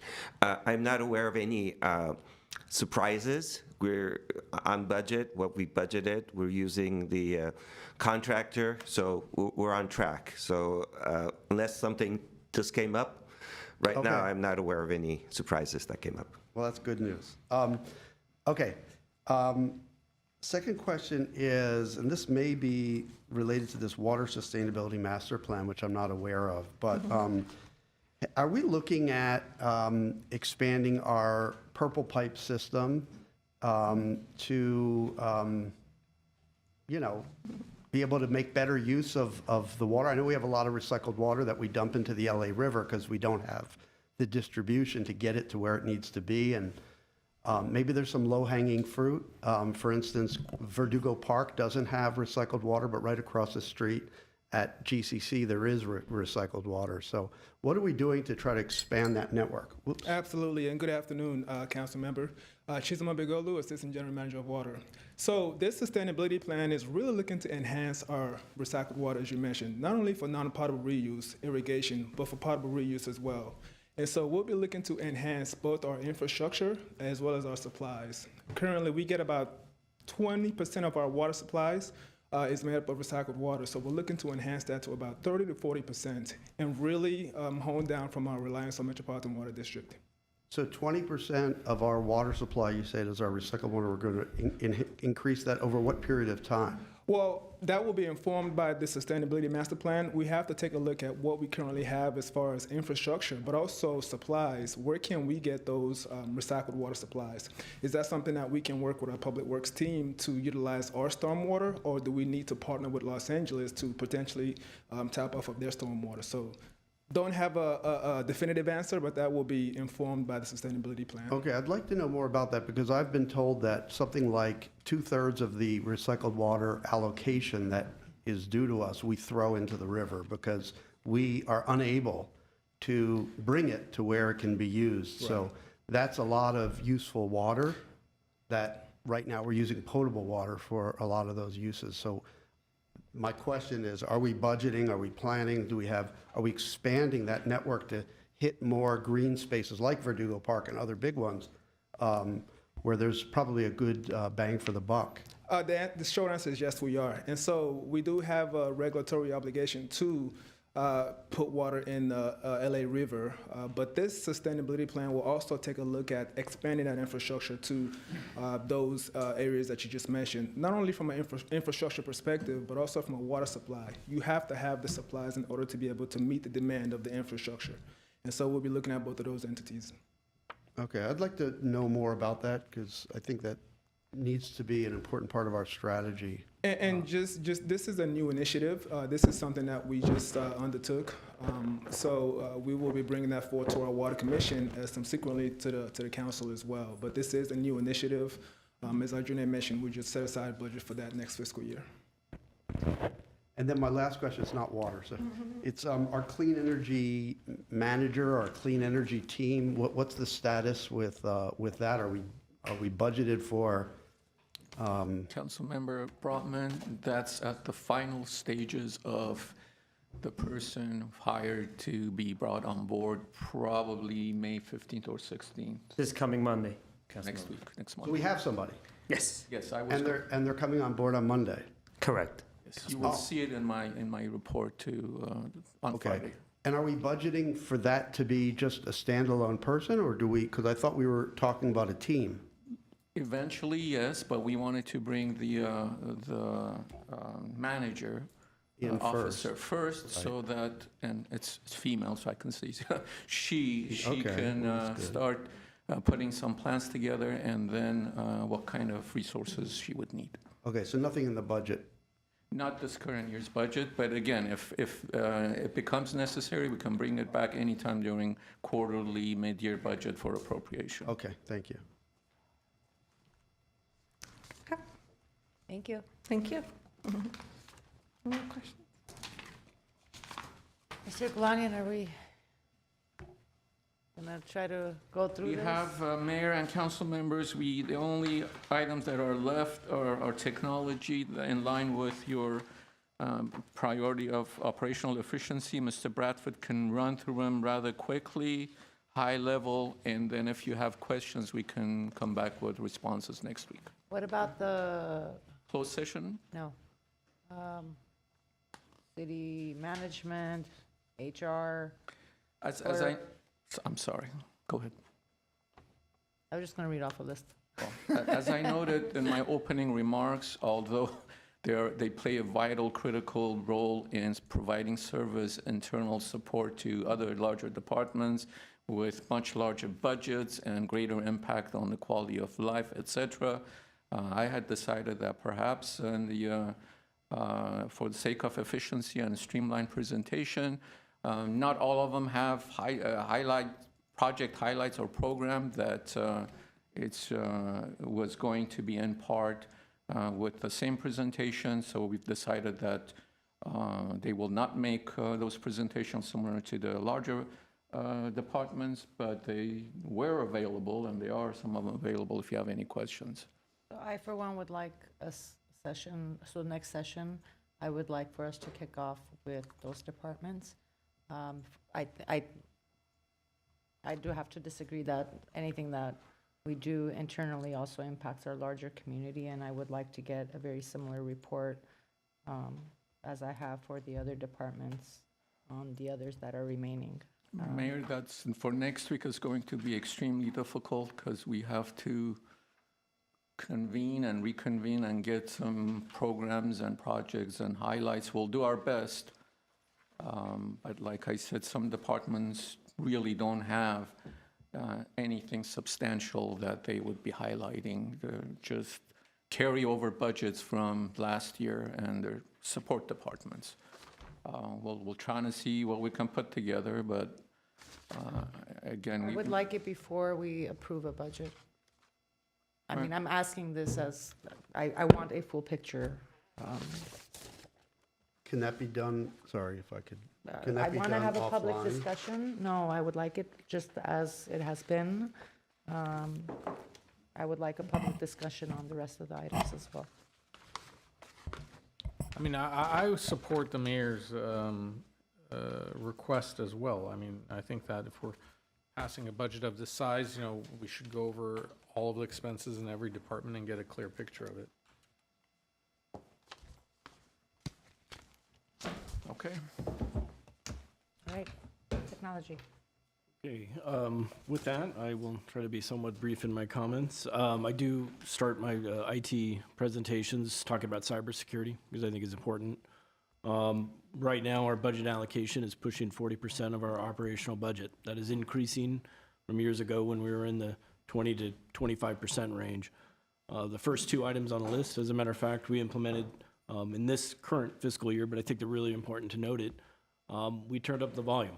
We had a few agencies in Glendale breached, and we took note of it. We met with those agencies, and we felt these were appropriate cybersecurity tools to introduce into our environment now. First one is really interesting. It's really advanced phishing, but it's interesting because it's the first time we're incorporating AI into our tool suite. as the threats get more sophisticated, we need to be more sophisticated. And then the second one enhances our endpoint detection response. It's just a fancy way to say endpoints, is a fancy way to say computers, laptops, et cetera, et cetera.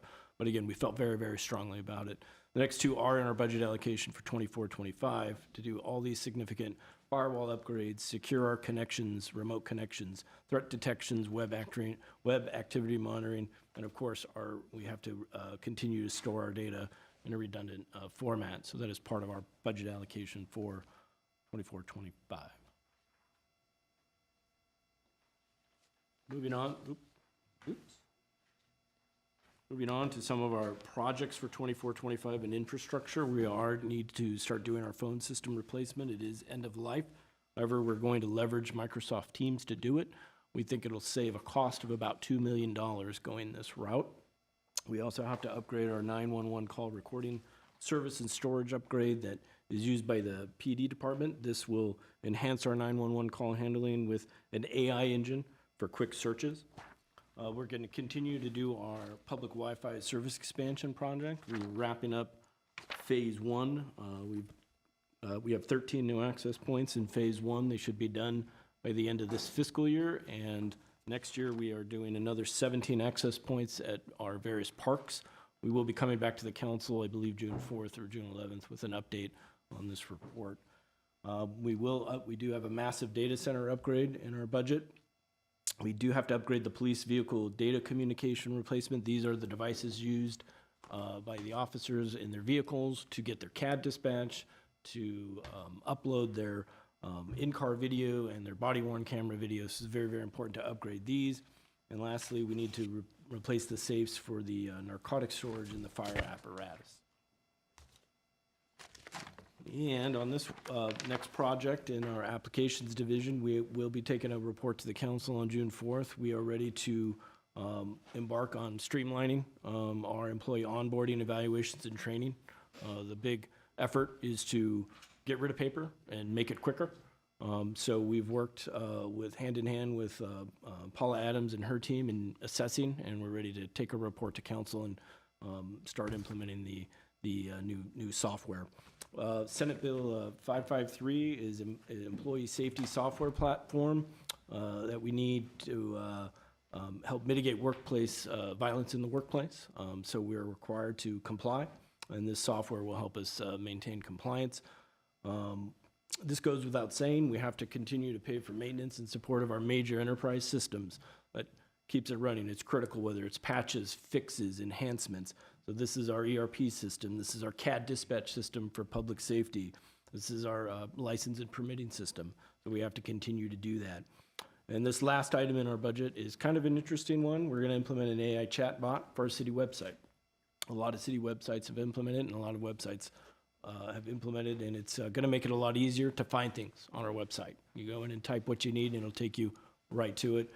So we're really excited about that. And with that, that concludes my presentation for technology. Happy to answer any questions. I'm good. Looks like we don't have any. Anything else? No, for today, Mayor, that was it. We covered all the material that we wanted for budget study session number 3.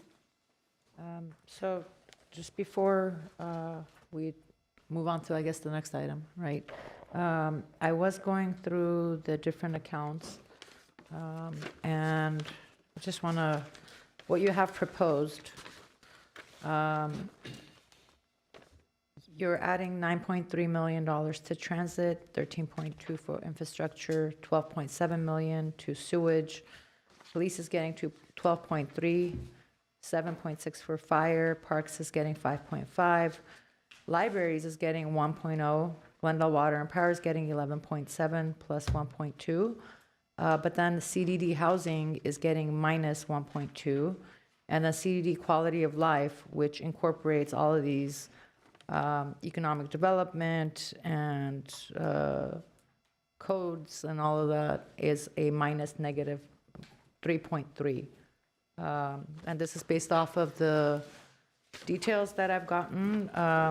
I would say, again, when we are talking about what our priorities are, it concerns me that the one item that we keep reiterating that needs funding to make sure that our small businesses and our residents are getting the quality of service that they expect from us, that there's a drop in the funding, not just an addition, but, and so if you could please either provide some sort of update that reflects or walk us through at a future session as to why these cuts were made to these departments.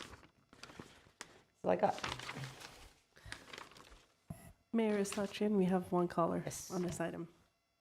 Would you like to take the call? We have Fernando Roldan on air. Fernando, you have 3 minutes. Thank you, Madam Mayor and members of the council. Just a reminder, when you're doing budgets, and this is something that I've reminded the mayor and the council many times in the past month, make sure you also include the members of the committee of who are disabled and seniors. Only the reason why is because, as an example, on August 12th, when I was heading on the Beeline Bus 1 in my wheelchair to head to my medical appointment over at Family Optometry on Glen Oaks Boulevard, Fairview, which was one of the Fairview and Brand, which was one of the bus stops, was blocked because of the construction of painting and all.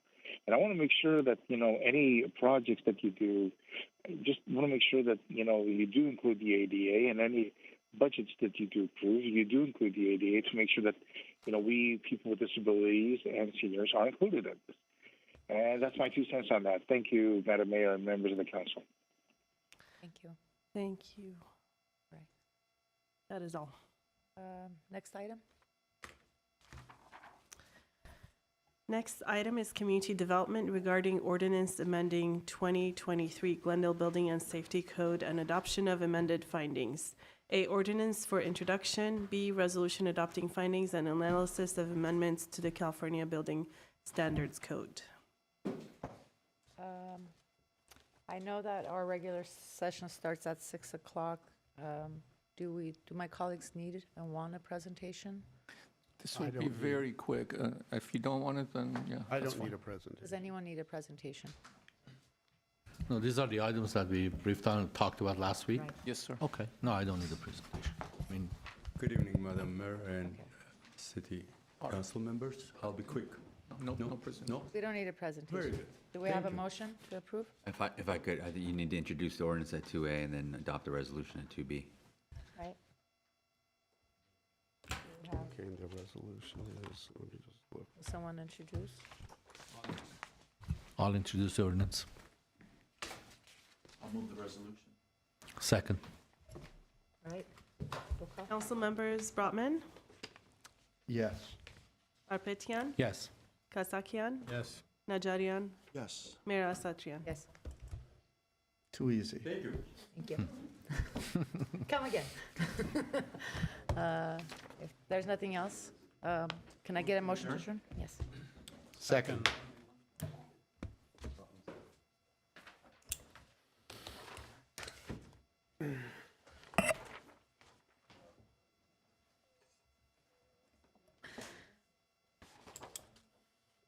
We have to open. We are canceling, are we canceling the closed session? No, it's okay. We can cancel it. Yeah. Yeah, I think we can bring those items back next week. Okay. We can? Yeah. Oh. We don't need to start.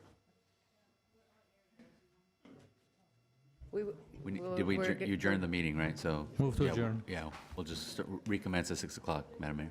All right. Second.